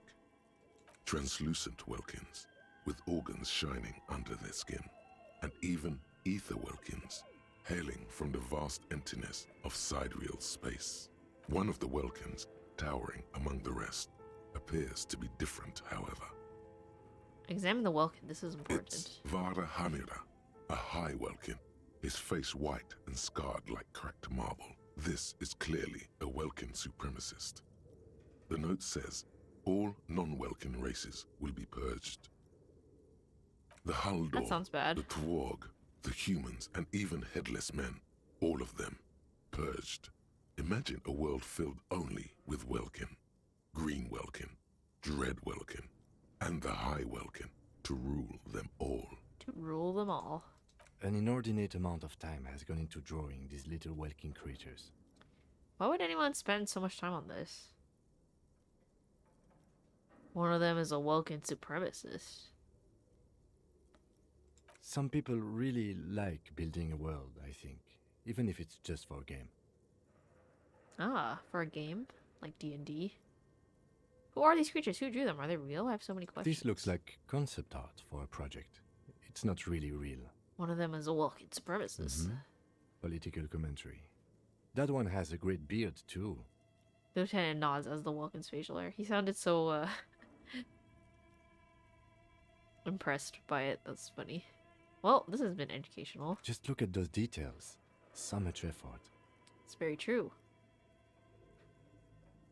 Same thing about this game. Very detailed. Inspect the The photos. photo collage depicts barren, icy landscapes wrapped in perpetual night. You see permafrost and glacial landforms, dead trees grown in under the snow. Oh, sorry about that. I don't know why I got notifications. I thought... I don't know why that happened. I'm sorry. The photo collage depicts barren, icy landscape wrapped in perpetual night. You see permafrost and glacial landforms, dead trees groaning under the snow. Sorry. Entire oceans have been frozen from shore to shore. There are pictures of settlements on dried up riverbeds, abandoned in a storm. Animal corpses in the dark, carcasses and bones. Albeit dark and cold, this vision also feels cozy in its own way, like eggnog or morphine. A much-needed respite from our own world. A pinned postcard reads, the heat death scenario. A desperate fight for geothermal energy engulfs the world as Wirral becomes untethered from its sun, drifting through the universe. Interesting. This Like the is a schedule. monthly calendar from the year 50. Cryptic words like sprint, daily minimi, and GPI span the marker-drawn grid, the grand scheme of production and money. It looks a bit like an academic calendar, only much more brutal. Keep reading. What As happened? time goes on, the numbers in the boxes grow rarer and rarer. The board becomes an empty snowfield in the final days. Only failure and regret dwell in this region. Oh, I guess they weren't able to Looks finish like it. they didn't make it. Lieutenant looks at the frigid ice field of nothingness. A note in the bottom left corner of the chalkboard says, see the prod schedule filament for details.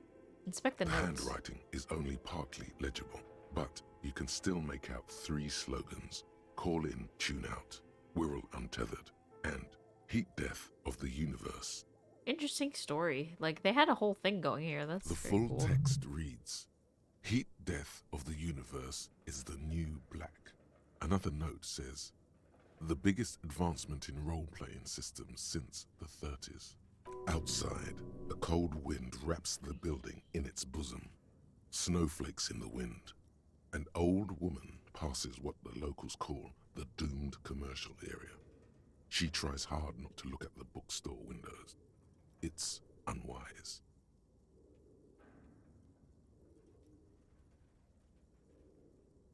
Outside. That's so interesting. Is this like actually happening outside the Doom commercial area? Someone must be outside, I guess. Another woman. Woman, go back outside. We should try to look for this person. I wonder if that's like someone actually outside. What is this? This appears to be Mainframe. some kind of machine with a cube-shaped heart and a wired framework. The keyboard has a rectangular on-off button. A piece of paper still hangs from the printer. The radio computer.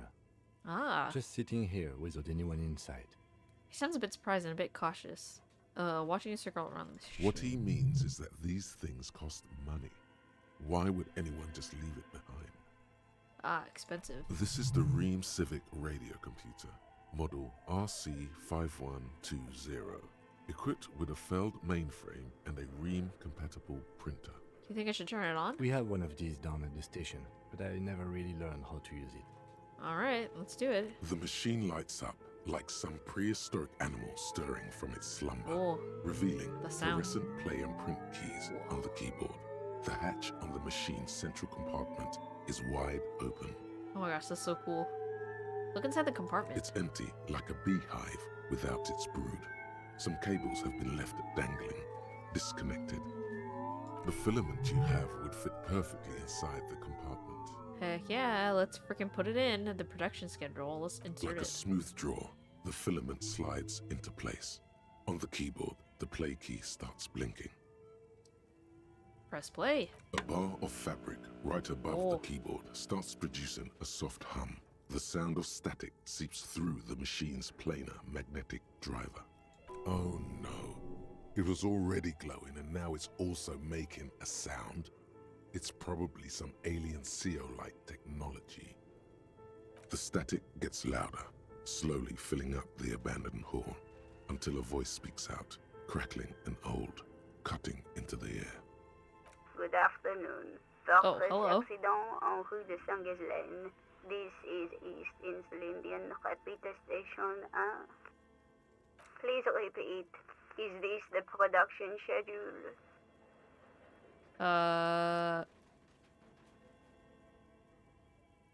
What's the production The schedule? filament you have inserted into the reader. You mean that glowing thing that I put inside? Yes. Is that the production schedule? I mean, yeah, I think so. Good. Please repeat the password. A password? I'm really bad at passwords. Can you give me a hint? No. Darn. Is it my birthday? Still no. This is the police. Please open this thing. I am contractually obliged to protect the privacy of the filament holder for stress accident. Without filing a warrant with Lintel, I cannot give you access to this filament. I'm afraid we are not doing that, unless we want to wait for a month. Now, can you please repeat the password? The voice in the machine acts again. She sounds cold in the damp air. I don't know the password. Received. I will register this login attempt. Uh-oh. That sounds bad. A login attempt. Something a criminal would do. Uh-huh. Don't worry. Passwords have a way of turning up sooner or later. Uh-huh. Fortress accident. Is there anything else I can do for you today? Huh. So we need to find the password for this, I guess. Why did you call me Fortress Accident? Fortress Accident is the company on whose name Oh, the terminal company. you are currently using has Yeah. been registered to. Do you have any other information about this company? One moment. You hear her flip through a catalog before she reads out with studious care. Fortress Accident SCA produces revolutionary interactive call-in radio games. That's what the catalog says. Call-in radio games. Maybe that's what they were making, I guess. And what's that? This interactive call-in radio game. Any other questions? The static drowns her response. You hear her ask when the connection finally improves. What are you, a machine, or are you alive? Yes, I am alive. I am 74 years old and my name is Yvonne. She repeats passwords. Programming people are all paranoid. The lieutenant whispers into your ear.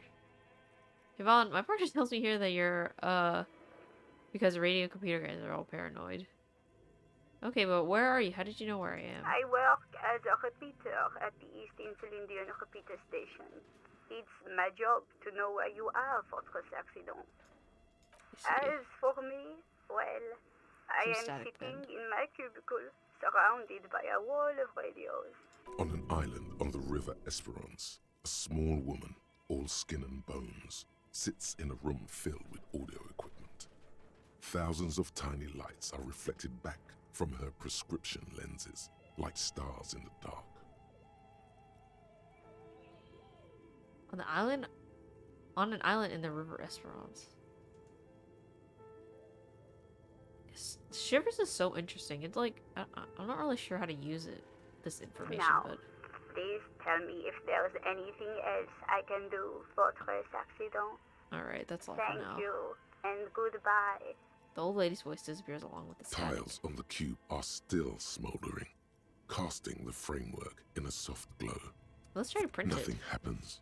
Okay, that doesn't do anything.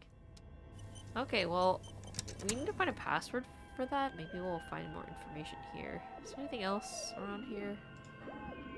What is this? Scroll across a notebook. Developers of the most advanced RPG in the universe. Very ambitious. What is this? This old Frequency fireplace is fireplace. covered in lines drawn in blue and red marker, the mesh spreading over the stone like blood vessels on alabaster skin. It looks ghostly and strangely ancient. What am I looking at? Radio frequencies, it seems.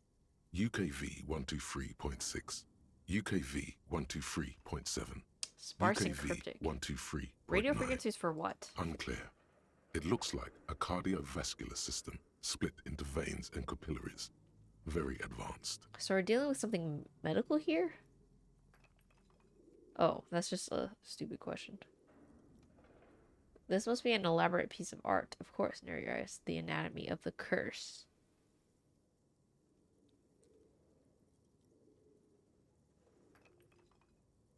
Huh. What is this? I guess we can't understand it because we're too dumb, but... You think so? The web is comprised of radio stations, all lead back to one red heart, titled the Game Master Frequency. A note says, this one can listen in on any station it wants. Looks like a surveillance program. They must have had massive airwidth. These things don't come cheap. Wait, who's the game master? Someone very important. The leader of a massive on-air game built by these people. If it's a game, then who's playing? Whoever decides to call in to a call-in station, it looks like. A list of names under the stations suggests people across 6 Isolas would be playing. Muindi, Insulinda, Kotla, Grad, Samara, and even Ilmara. My god. It's as if the less money they had, the more ambitious their project became. Lieutenant leans closer, his finger tracking the matting rhizome. The cost of airwidth alone must have been huge. Exactly. This schedule, I know doom when I see it. The company was running out of funding. He nods at the calendar on the chalkboard, wiping his marker-stained finger as it clean against his jacket. Nothing. It's just lines on marble. An echo from times long gone. No one has used the fireplace in ages. Interesting. This old fireplace is covered in line radio frequency. Can I have any more information? It looks like a cardiovascular, perhaps. The web is comprised of radio stations. Looks like a soft. They must have had mass. Oh, okay, whoever so this is decide- all a the list same. of names under the. My god. It's as Why do you if say that? the schedule. I know doom when I see it. Okay, Nothing. so he gives the It's- same line. I see. Okay. Okay. What do you think is going on with that computer, chalkboard, and fireplace? Someone tried to exercise a curse using technology. It looks like an undercover counterintelligence program. It's just a failed business. The only question is, what were they making? Yes, that is the question. Lieutenant takes a step back, steepling in his hands. Like he's ready to lay out a fine theory, crafted together like a puzzle box. I mean, I think we know what it is, right? They were trying to like construct a radio call-in game. It looks like one Like of those RPG. popular pen and paper role-playing games. Only Yeah. these people were trying to automate it, make it work on radio computers. How are they planning to do that? Through call-in stations. None of the Not at the players have to be fireplace. physically present. Anyone in the world can participate in the game, as long as they have a two-way radio. Yeah, that'd be really Then there's the interesting. game master frequency that listens in on the smaller call-in stations. I think that was supposed to coordinate the stories, functioning as a master of ceremonies of sorts.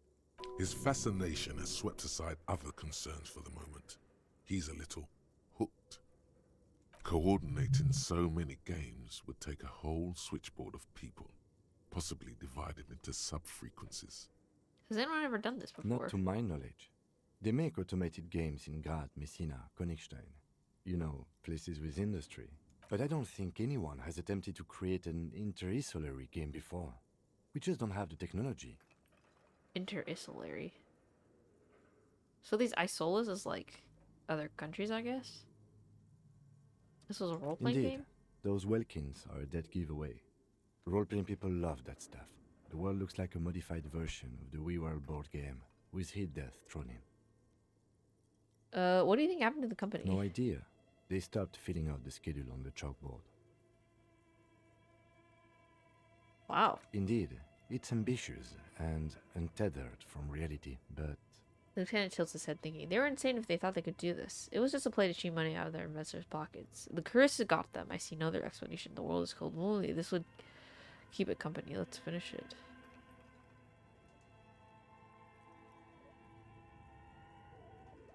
I mean, if we can finish it, that'd be freaking cool.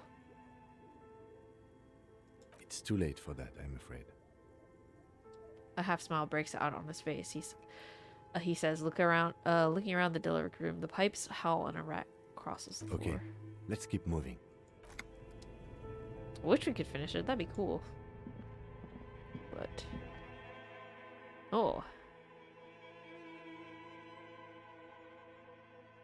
can't put more points in a skill. Drugs raise learning caps, but they're bad for your health. Oh. Is this the furnace area, I guess? What the heck is this thing? What is this? Money! I'm getting rich today. Anything else around here? Let's see. What is this? You Hello. see a terrifying Ice bear fridge. with a strange compartment in its belly. The door is covered in frost, and the bear's eyes are glowing red. This ice bear is a hyper-carnivore. Be careful. What is this thing? It looks like a giant ice bear. The lieutenant doesn't answer. His eyes are glued to the animal. A sharp slice of light shines out from its mysterious belly door. Crack open the A door. gust of freezing cold air rushes to greet you. You hear a low grumble as the bear regulates itself. This is the inside of a refrigerator. The lieutenant takes a peek inside. His hand has found the holster of his gun. Relax, Kim. It's a fridge. Of course, just a giant ice bear-shaped fridge. He relaxes his hand, his face bathed in the harsh light of the open fridge door. Let's take a look inside. The shelves are empty. All you see are crumpled ice cream wrappers with the brand name, Revachol Ice City. A handwritten note has been attached to the door. The fridge is huge. Take a note from the You door. pocket the note and the little fridge magnets keeping it on the door. Examine one of the ice cream A wrappers in friendly there. cartoon bear smiles back at you from a glossy cellophane wrapper. It looks nothing like the fridge. The paper still smells of vanilla and chocolate. What is this giant bear-shaped fridge doing in an abandoned cellar in the first place? Good question. It looks like an ice cream fridge. The lieutenant reaches for one of the wrappers. He studies it in the light. So they tried to sell ice cream from this hyper carnivore? I know. What an unfortunate marketing choice. What is even worse, the bear is still costing them money to this day. The lieutenant points at the red, shaky cable running from the fridge. The fridge buzzes with energy. The electricity bill on this thing must be catastrophic. Actually, catastrophic. Maybe we should turn it off for them. Well, let's look at the note. What is, interact? The handwritten note you found on the giant iceberg fridge. It still bears some marks from the fruit-shaped kitchen magnets that were used to secure it from the refrigerator door. The note is written with a blue pencil on a piece of lined office paper. The kitchen magnets have left spots on its surface. Does it say anything interesting? The lieutenant leans closer to read the crumpled note over your shoulder. This is tangential at best, but the lieutenant's detective instinct is still active. Read the note. Someone has scribbled, S. I can't believe the off-site copy is still here. The illiterate ginger kid keeps stealing stuff from the studio, so I had to hide it somewhere safe. Off-site copy. You What are you find the talking about? filament memory with the off-site copy in the frozen ice cream maker. Please take it home, ASAP. It's important. I'd do it myself if I lived in a civilized place with a freezer. Take care, Sully Swaff.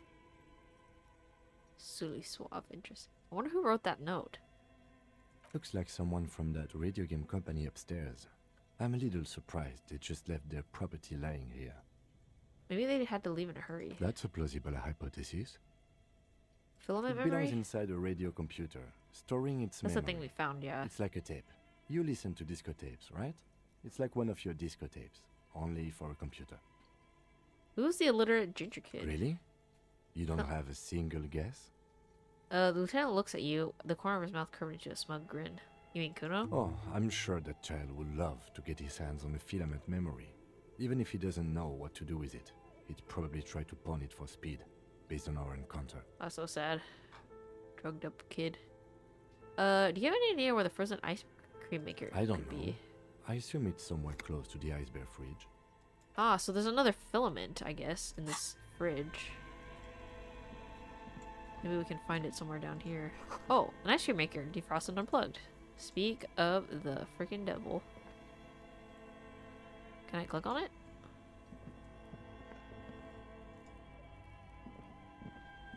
Oh, that's not it, I guess.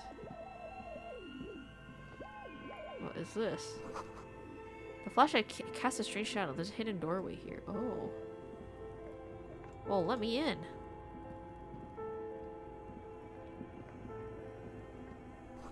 Two rusty rifles are hidden above the piping. They look inoperable. Someone has stuck some busted guns beneath the ceiling. What A few is this? bricks have fallen off, revealing a compartment behind the wall. It's too dark to see in. Where are we? Seems like an old bunker from the Revolutionary period. Look at all those rifles. Must be an old weapons cache. This is so fascinating. We're finding so many cool things. He points up at the rifles under the ceiling. There's a hole in the wall. There is, yes. And there also appears to be something inside the hole. Interesting. Do you want to take a look? Okay, I Your do. hand reaches deep into darkness and spiderwebs. Rummaging around, you find rusty rifles hidden away. Rifles. Are these any good? Lieutenant steps closer, curious. Most Inspect of it. them are rusty and inoperable, like the rest. But one catches your eye. A bolt-action model with a fine wood stock, in better cosmetic order than the others. This one looks nice. That's a rare sight. Oh, we got a Seems gun. to no longer Wow. be functional, but still a beautiful thing in its own way. Lieutenant notes with approval. His eyes are gleaming. Could the murder weapon we be looking for be similar? It's the same type of weapon, yes. A breech loader. An interesting coincidence that we should find something so similar. But I'm afraid our search for the real murder weapon must continue. What does this mean? A It rifle means here? there are firearms, albeit inoperable, still lying around in Martinez. It's an interesting coincidence, I would say. Might come in useful in the future. He likes this find. Hmm. Very cool. We frickin' have a gun. A broken Bell Magrov from ages past. It's a 4-shot bolt-action military rifle with a wooden frame. Holy crap. Dang it. An age-old gun that we randomly found that's actually working. It's pretty cool. Okay, we just observed that hole. Nothing else around here, I guess. Wow, I feel very lucky to have found that. Trying to see if there's anything else. Look at this. Frozen ice cream that's still running. Oh. We can click on this one. This orange machine is buzzing like an old submarine. It has a hand-cranked ice cream churner on top and an electric freezer that appears to be frozen shut. Turn the ice cream crank. Turning the crank feels oddly satisfying, like stirring your childhood dreams. In the distance, you hear water dripping. Try to crack open the lid. You slip your fingers under the frozen lid, but the ice is too cold for you to get a good grip. A pry bar would come in handy here. No, this is going to need something else. Some kind of super pry bar. Don't even try to open it with a regular pry bar. You're just wasting your time. If you want to try again, then you need to have the pry bar in your hand, detective. Let's equip it and then we can at least see what our chances This of orange opening it. machine is buzzing like an old submarine. It has a hand-cranked ice cream churner on top and an electric freezer Heroic. that appears to be frozen shut. So basically impossible with just the pry bar. I don't want to like break the pry bar on accident or something or hurt ourselves. Better grip with gloves. I wonder if there's anything else around here. Oh, money. Anything else? Huh. What's this? 2 cables are plugged into the breaker box. The red one leads to the ice bear fridge, and the black one to the ice cream maker nearby. I mean, might as well unplug both of them, right? An electric sizzle. The room is slightly quieter now. Unplug the black cable. Something close to you dies with a soft electric purr. Why did you do that? Why did I unplug it? I mean, wait, we unplugged the black one, right? The ice cream maker nearby. It's black. It's not like it's the red one. Because it's black, the color of immeasurable cosmos. The lieutenant raises his brows, but doesn't say anything. The electric distribution board now has 1 cable missing.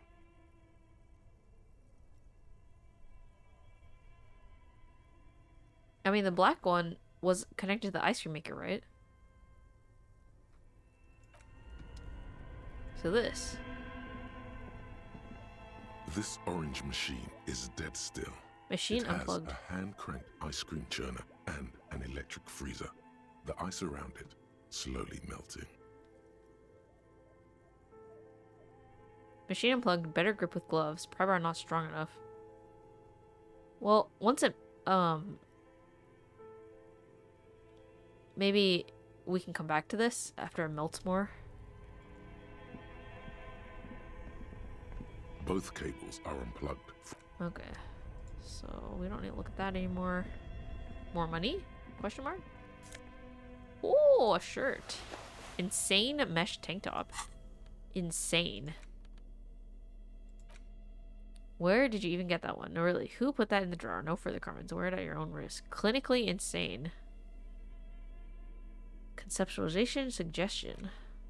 I mean, let's put this on. Might as well, right? Looking under our shirt.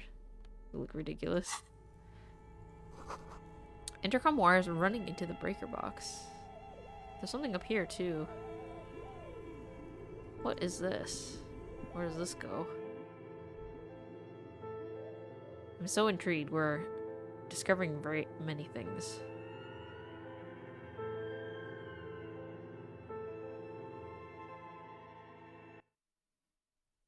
Oh, whoa. We're back up here. Holy crap. Okay, we'll go that way later, but... I mean, I guess this is a good place to stop. We still need to look in the upper right area. And we just unplug this fridge that has... oh. This must be a dead end. We just unplugged that fridge that might have another, radio computer component. A cellar window. People's feet shuffling by on the street. Okay, and it's also getting late. It's 18:08. And I don't want to miss being able to talk to the dock workers. And they say they come at night to hang out, so after we finish exploring this area, we'll probably go there. And then we'll check out this thing. So yeah. The wall collapsed. It's inaccessible now. Oh, and I guess we turned off the ice bear fridge, so I wonder if there's anything new to say here. The bear's eyes are dead and empty. Ice inside the fridge slowly melting. Okay. I mean, we should leave that off. We don't. We'll save them and save them on the energy bill. So yeah. I will end it here. And we'll continue exploring this furnace, and maybe we'll find anything that has to do with the supposed the doomed commercial area curse. But yeah, anyways, thank you so much for watching. This is Disco Elysium, and I will continue this next time.